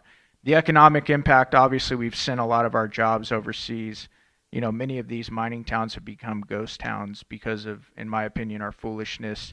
And, then you have obviously the national security piece when you outsource these critical minerals that we use in our everyday technology and consumer products, when you outsource those to a foreign country that in many cases, like we're talking about our focus on China today, happens to be an enemy. How many of you guys out here in the audience think that China has your best interest in mind? Anybody? I hope not. Okay, and then obviously the environmental harm as well. I think that everybody up here would love to see us be able to harvest our own critical minerals. And I would even go so far to say, gas and oil. I'm big on using the natural resources we have, but I think all of us want to see us do it in a clean and safe way that protects our environment. But once again, we have an administration that has basically declared war on a very, very important industry, and it's going to hurt and affect us all if we don't figure it out. All right, and so that's how I look at this, these issues. And I want to start with Mr. Harrell. Besides the buckets that I mentioned, sir, of economic impact, national security, and environmental harm, are there any other buckets that we need to be focused on as we educate ourselves more on this issue? Yeah, I think the reform to the judicial system that is required is really essential as we move forward. The judicial system gets weaponized to block U.S. development. One critical ruling that recently occurred, the Rosemont ruling, is a nonsensical interpretation of the law of saying that you can't put mining facilities on public land that doesn't have minerals under it. Why would you locate, operations on lands that could be mined, for example? And it's just an example of where the judiciary is going outside the bounds of the law, and ultimately there's just inconsistencies there. And so House Republicans have looked to resolve that and had that H.R. 1. Is there anybody on the panel, just for the education of myself and everybody else in here, outside of those 3 buckets, economic impact, national security, environmental harm to the globe, are there any other buckets we should be focusing on? Anybody at all? Does that kind of sum up the 3 big buckets? Does anybody not see this as a national security threat in here? Does anybody want to expound on the economic impact this has to our country, our communities, and the families that live here? Sir, on the end. Well, when you're waiting 7 to 10 years for permits in the U.S., you basically deplete 25% of your reserves just in getting permits. A lot of companies can't make that meet up. Yeah. So it's the length of the permits is what's killing most projects. Does anybody want to take a shot at the why here? Why you guys think this administration is promoting the policies that are so harmful to critical minerals? Anybody? Go ahead, Mr. Carlson. I would like to address the economic issues. Is that the Biden administration and previous administrations aren't concerned about the economic impacts. There are laws on the books already. Regulatory Flexibility Act, National Environmental Policy Act requires economic analysis. They simply ignore them. And so we have to, I would suggest to the Congress that we have to go about this a different way to hold the agencies accountable. Thank you. The last thing I'll say before I yield back my time is this, guys. Clearly, this is a Republican-dominated panel today. But I hope we can all educate ourselves and agree that, this issue, because of its severity, should not be a partisan issue. We should have independents, Democrats, and Republicans supporting the responsible usage of our own natural resources for the three buckets that we're talking about. It's massively important. And Chairman Gosar, thanks again for inviting me and hosting this very important panel. I thank the gentleman. Now the second of our freshmen, talented freshman class, nuclear. Folks, nuclear, we've been doing it for 70 years. It's called submarines and aircraft carriers. That's what they're called. And I'll leave you with a kind of a cartoon.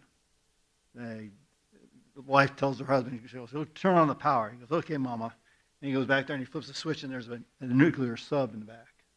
So, there's a lot of room here. So we will look at that, Ms. Lesko. I would now look at one of the freshmen again, Eli Crane. Thank you. I'll try and be quick. I do want to go back to something Mr. Cabrera and Congressman Gosar were talking about the cobalt mining in the Congo. Do you guys remember them talking about that? And the slave labor that's going on there. If you guys want to go look at some of the pictures that Mr. Cabrera wisely brought up, I highly suggest you do, and I suggest you share it with your friends, okay? If you guys go Google Joe Rogan cobalt mining, you guys will get to listen to. How many of you guys have watched that video? Anybody? All right, that's an assignment for you guys. It only take you 10 or 12 minutes, but Joe Rogan brought on an expert who was looking at this, who had some photos from the cobalt mines, and was talking about what it actually the crisis and the humanitarian crisis in making and producing some of these critical minerals, and what it actually costs to create some of these electric vehicles that we're working on. And I'm not going to sit here and say electric vehicles are bad. Please don't hear that. What I'm saying is it goes back to the three buckets we were talking about. You got your economic bucket, you got your national security bucket, and then you got your environmental bucket. And some of the panelists have talked about this today.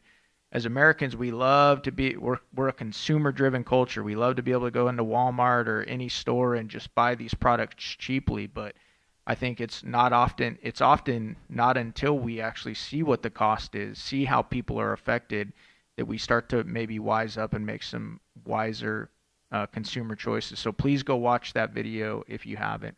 The next thing I want to do real quick is I want to ask you guys, because the why of this is really important to me.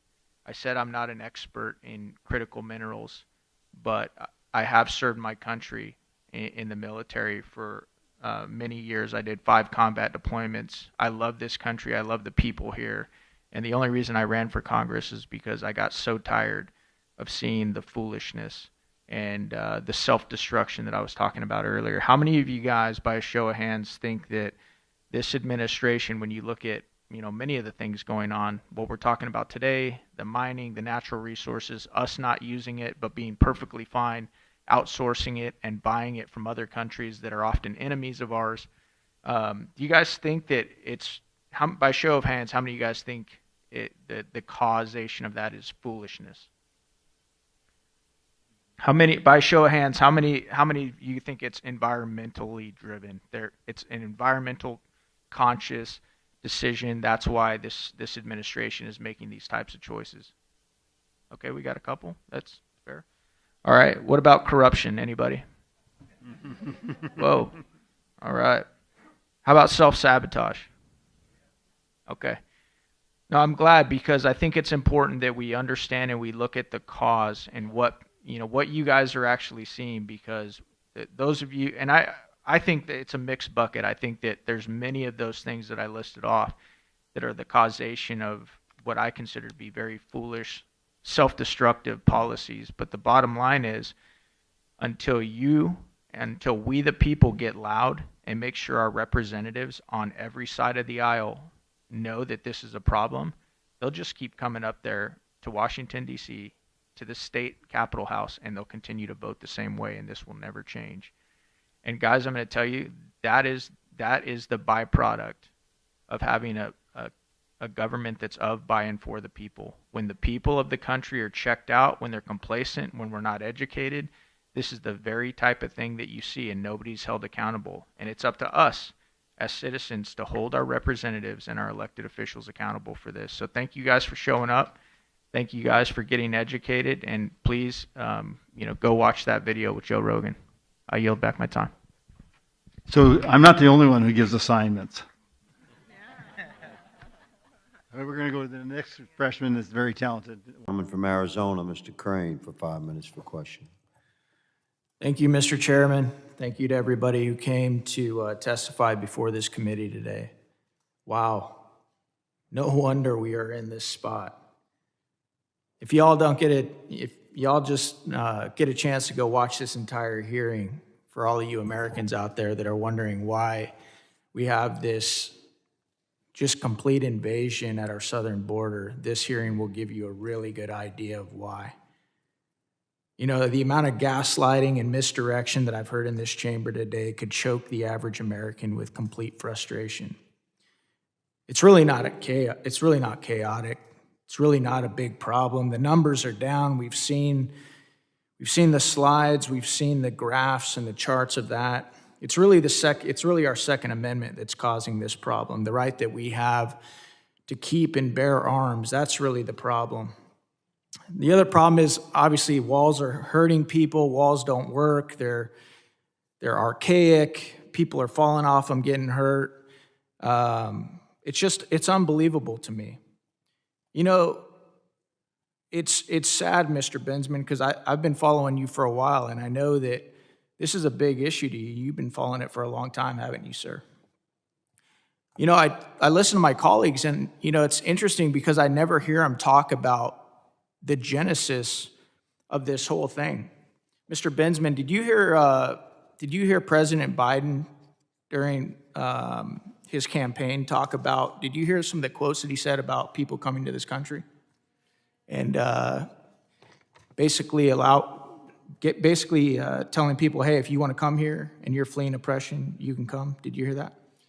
From all 15 candidates for the Democratic primary, they were kind of trying to outdo each other on policy, who could open the door the widest, who could let the most in, and believe me, they heard it. Yeah, just for clarification, those quotes, Democratic debate on September 12th of 2019. We're a nation who says if you want to flee and you're freeing oppression, you should come. Democratic debate, June 27th of 2019. And those who come seeking asylum, we should immediately have the capacity to absorb them, even though we don't. Keep them safe until they can be heard. Mr. Bensman, what do you think was going to happen when you heard the possible president of the United States saying those things? Well, I was in southern Mexico during some of those debates, and I interviewed, very surprised to find many immigrants heading to the northern border, which was closed under Trump policies, to wait for the day a Democrat won and Trump lost. I had lots of interviews with people in February, March of 2020, months before the election. They started moving just on those campaign promises.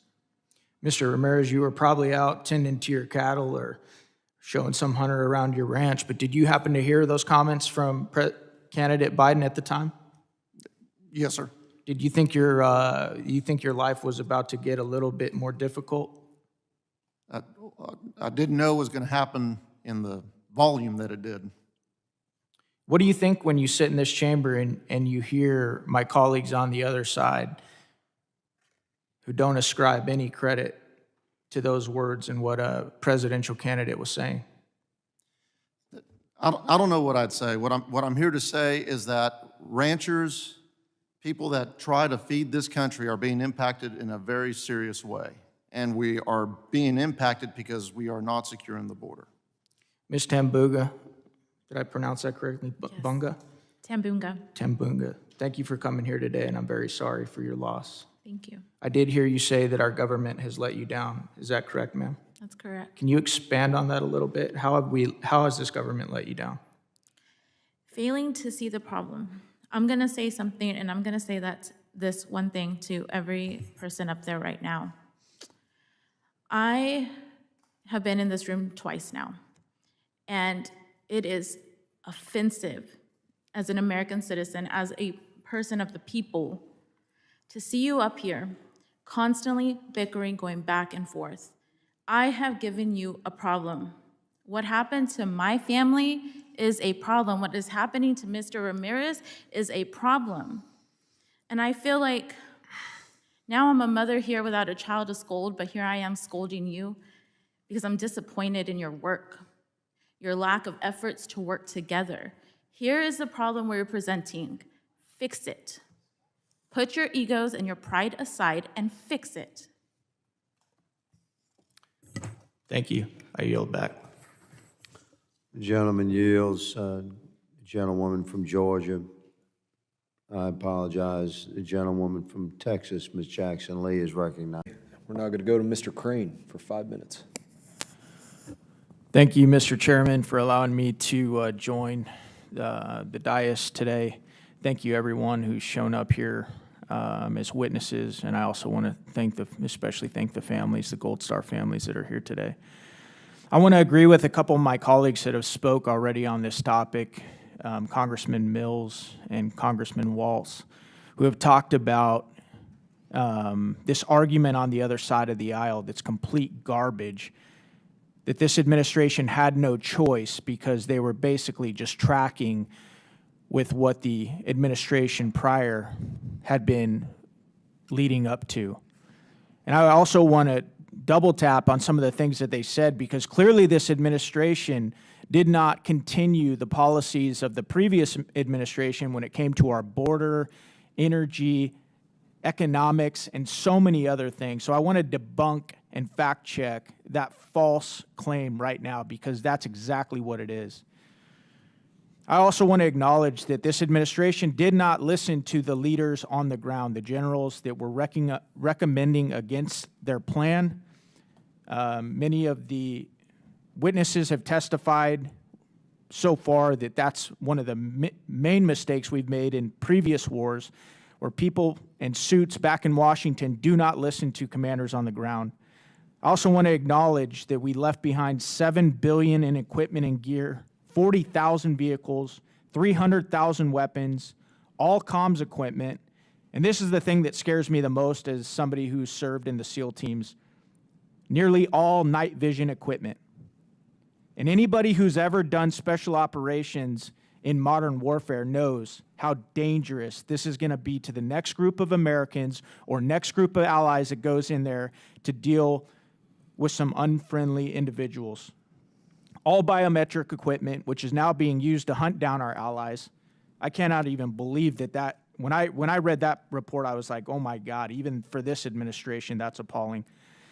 Now I want to point out something that bothers me severely. When John Kirby, the White House spokesman, on April 6, 2023, made the quote in a press conference, "All this talk of chaos, I just didn't see it." Colonel Crumrick, did you hear John Kirby say that? I did not hear him say that, but I wildly disagree with that statement. Colonel Kalinda, did you hear him say that? Did you watch that on TV? I did not see it on TV, but that sentiment makes me sick to my stomach. Yep. 13 dead soldiers. Let me ask you guys something. Do the soldiers that have lost their lives and these families, these Gold Star families, especially the ones in the room today, do they deserve that this administration and our leaders take ownership of the leadership failures that led to this catastrophe? Colonel Crumrick, I'll start with you. The sacrifice by the Gold Star families and the loss of the 13 service members is something that haunts all of us. You know, I had a chance to talk to them before we came in here, and I did tell them the story of General Latif and his family, who they saved, and are now living in the United States and are a success story for what happens when you bring these folks out.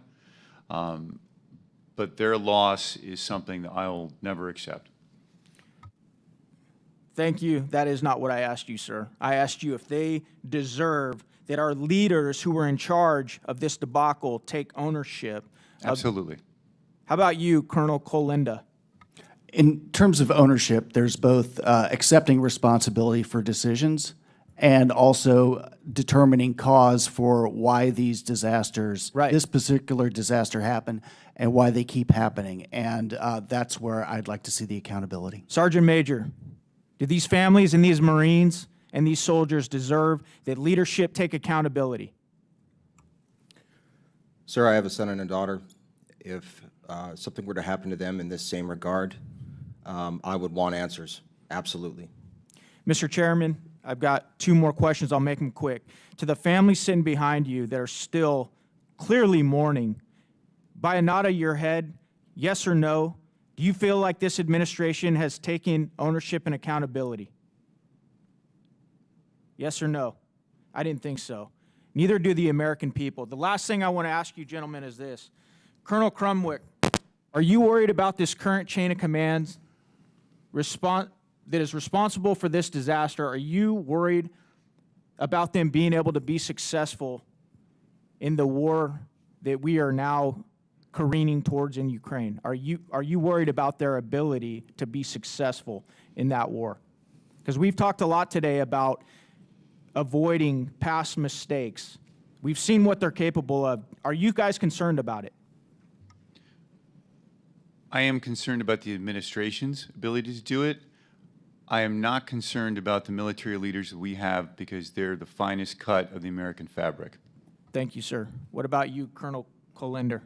I'm not an expert on the Ukraine fight, so I can't give you a good answer. Okay. Thank you. I yield back.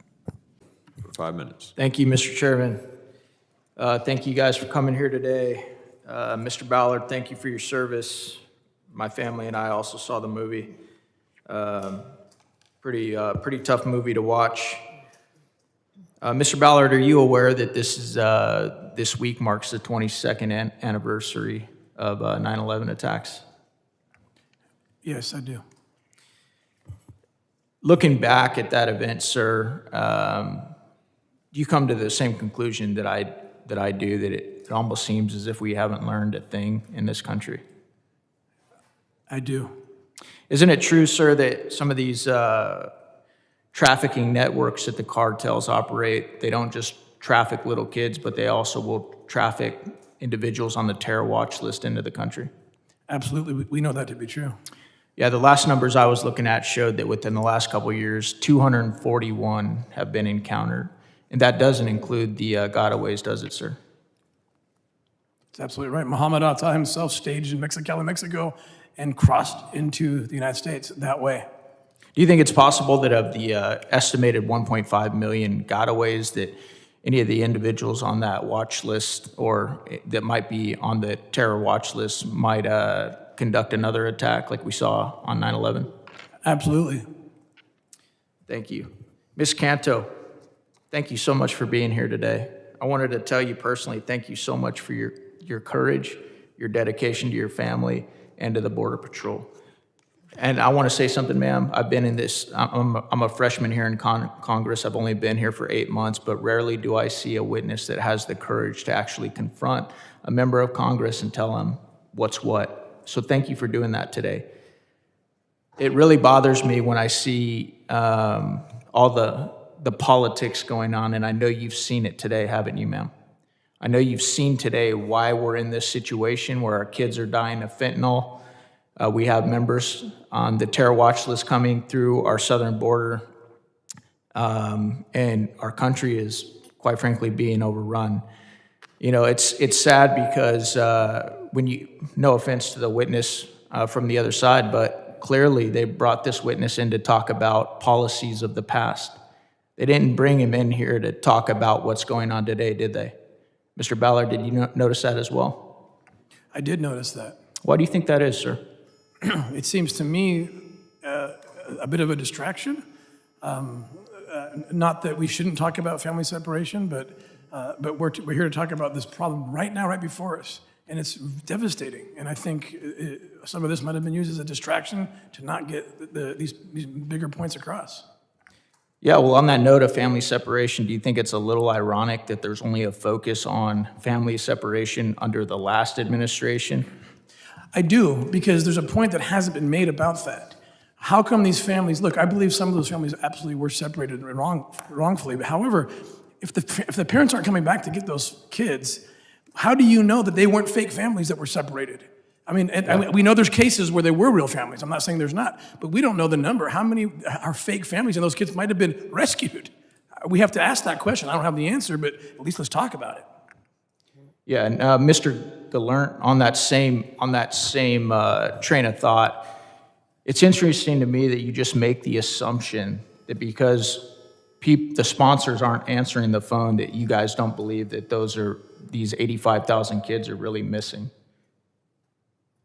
Right. Well, that's based on, talking to people in years of working in this area, that sponsors generally do not like to answer the phone from a government agency or do not know who's calling. But our belief is that these are not children who are lost. And there are background checks. The Biden administration does, notwithstanding what's been said here today, the Biden administration does do background checks.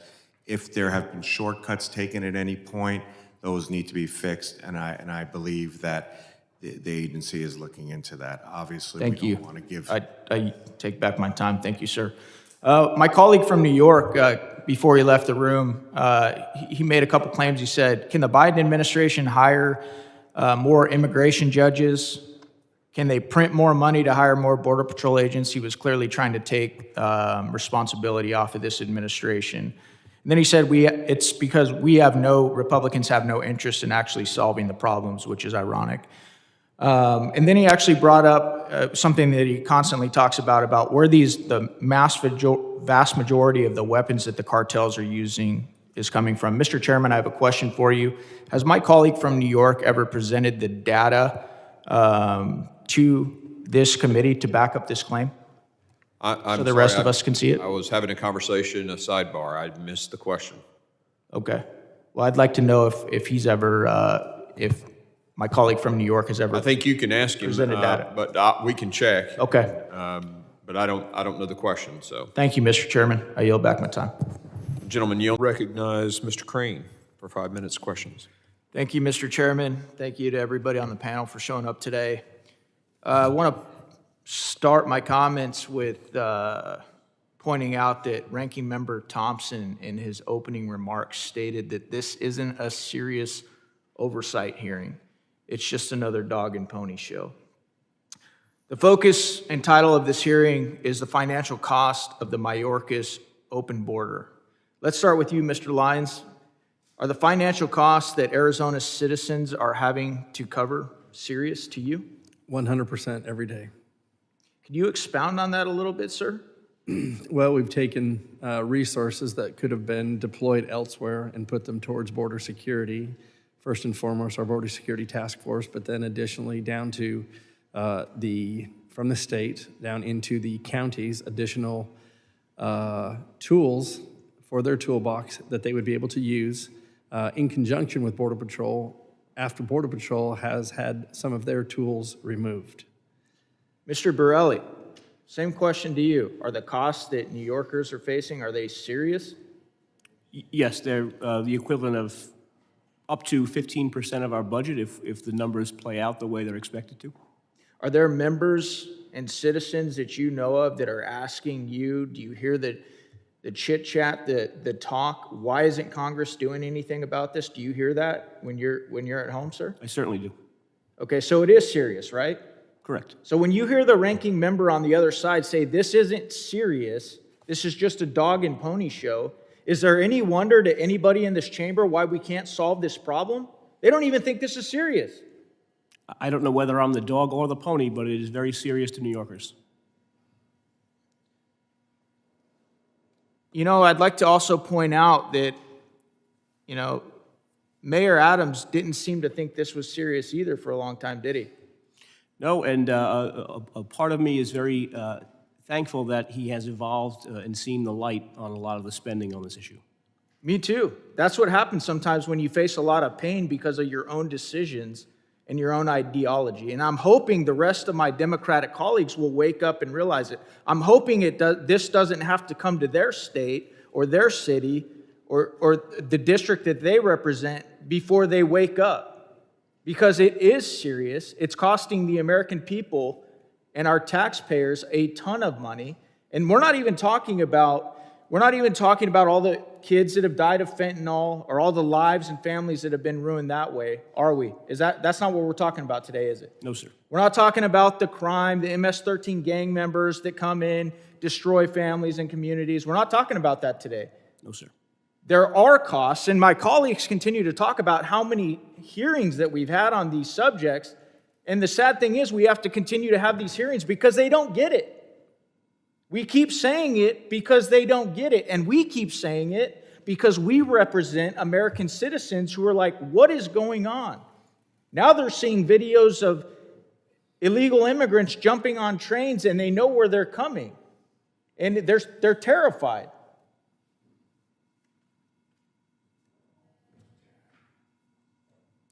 Mr. Lyons, I know there's been some issues down in Arizona and specifically in Yuma with the hospital down there, and just how this situation has really burdened the health system down there. Can you go into that, sir? We have seen surges that have resulted in large numbers of people being taken directly to Yuma Regional Medical Center. We have seen women approaching the border in labor. I've witnessed that multiple times, to the point where our emergency room and our maternity ward was overrun. We have one local hospital that is a community hospital. It's a land grant hospital with a board, and they have disproportionately borne a cost of more than $26 million that has not been reimbursed. Thank you. You know, it's interesting to me, not only we talked about the fact that my colleagues don't even think this is serious, that this is just theater, but I also want to point out that out of one side of their mouth, they'll say, hey, we want to help you solve this problem. And then several of my colleagues on the other side went along to say, but we need to continue to welcome these folks into the country, and then pointed out all the economic benefits that come with them. Did you guys notice the difference, how they're talking out of both sides of their mouth, like, hey, we want to help you solve the problem, but it's really not a problem, it's actually a benefit. Mr. Borelli, did you notice that at all? I did. I mean, we've talked about work authorizations, which may be a solution for the population, but it's not a solution if the next group of people can come tomorrow and the next day and the day after that. If there's no stopping of the problem coming to our city, the issuing of work authorizations and permits won't resolve it. Mr. Lyons, did you notice that? Absolutely. I think that first and foremost, because this is the Committee on Homeland Security, we need to secure the border, and then we can start talking about lawful immigration. Thank you, Mr. Lyons. Thank you, Mr. Borelli. Mr. Chairman, I yield back my time. Chair now recognizes the gentleman from Arizona, Mr. Crane, for his 5 minutes. Thank you, Mr. Chairman. I want to start with Director Ray. Have the border security policy changes made under this administration, sir, made it more difficult for the FBI to keep Americans safe? Well, I don't know that I could cite it to specific policies. What I would say is that certainly the threats that we are contending with that emanate from the other side of the border, whether it's fentanyl trafficking, whether it's the increase in the number of KSTs that we've seen over the last 5 years, all those are things that make the work that the FBI has on our side of the border to try to get ahead of those threats more challenging. So you don't acknowledge that the increase in traffic that we're seeing, the increase in individuals on the terror watch list have anything to do with some of the policy changes of this administration? Well, I didn't say that. I think what I was saying is when it comes to border security and questions of how that's supposed to be done, I defer to DHS on that. What I would say is the threats that we're contending with, which come from the other side of the border, are certainly extremely challenging over the last several years. Thank you, sir. In your professional opinion, what's causing the increase of encounters of individuals on the terror watch list and the traffic at our southern border? You know, I'm not sure that I have a professional opinion about immigration. We try to stay in our lane and focus on the issues that we're contending with. Well, I know you do, actually, sir, I know you're a really smart guy. I know you do have an opinion. If you're not willing to share it in this setting, that's okay. But I know you've studied criminology, you've studied deterrence. I mean, you are the head of the FBI. We all recognize that. But I understand, sir, you're in a tough situation here today. On that note, though, Director Ray, is it fair to say that the now President of the United States, while he was campaigning to become president back in June 27, 2019, said this in multiple statements like it on the campaign trail? He said, "And those who come seeking asylum, we should immediately have the capacity to absorb them, keep them safe until they can be heard." On September 12th, sir, 2019, we're a nation who says if you want to flee and you're fleeing oppression, you should come. Did you hear any of those comments by then candidate Joe Biden? I'm not sure I can quote people's campaign statements. Do you think that has anything to do with the dangerous situation that we now see at our border and now within the United States of America? Again, I'm not sure that I'm really the one who can speak to immigration dynamics. I think you could speak to it, sir. I just don't think you want to. Sir, about how many American citizens have been arrested for entering the Capitol on January 6th? If you can just give me an estimate, that'd be great. Well, I don't know how many were tied to that specific piece of it. I know that we've had upwards of 700 cases brought related to January 6th in one way or another. Yeah, it's definitely been hundreds, okay? Sir, I'm interested. Has the pipe bomber who planted bombs at the DNC and the RNC on January 6th, has he been arrested yet? That is something we're still aggressively investigating. Okay. So you were able to arrest hundreds of individuals who were allowed into the Capitol, walked around, took selfies, but we can't find the individual who committed the most dangerous crime and attempted to cause multiple mass casualty events at the Capitol, or around the Capitol. Congressman, we have an entire dedicated team focused specifically on this investigation. We've done thousands of interviews, visited, again, just in the pipe bomb investigation, Okay. thousands of interviews, visited thousands of residents and businesses, reviewed millions of pieces of data. There's something like 39,000 video files. We've assessed like 500 or something tips. We've done extensive public publicity. We've increased the reward money. We've got our lab working on it. We've got our WMD directorate working on it. We've got our Office of Technology Division, our cellular analysis team. So the folks that we have working on this investigation are working very aggressively on it. And I, as much as anybody, would like to see it solved. But it is certainly not for lack of effort and lack of priority, I can assure you. Thank you, sir. Sir, do you find it interesting how many whistleblowers there are right now from your organization coming forward and testifying to Congress about the conduct of the FBI and how they no longer even want to work for the FBI? They're willing to risk everything, including their livelihood, to come and talk to Congress about what they perceive to be a change in the culture at the FBI. Certainly, I respect the role of whistleblowers in our system. It's an important part of the way our system of government works. When it comes to the culture of the FBI, I'm very proud of our 38,000 people. I think you will be relieved to know that the number of people applying to be special agents from the state of Arizona has gone up over 135% over the last 5 years. And the view that you've just described, I don't think matches what I hear from the 55-plus chiefs and sheriffs and other agency heads in the state of Arizona who've dedicated something like 200 plus of their task force officers to serve on our task forces. In fact, we've got about as many task force officers on our Real task quick, force sir, as we do agents now. do you find their testimonies to be reliable, or do you think that when you hear what they're saying to Congress, do you think they're pushing false narratives? I'm not going to be weighing in on the accuracy of individual people who have made allegations against us. We take them all seriously. There have been plenty of inaccuracies lodged by any number of people about the FBI. We're going to stay focused on our work and the people we do the work with and the people we do the work for. Thank you, sir. I yield back.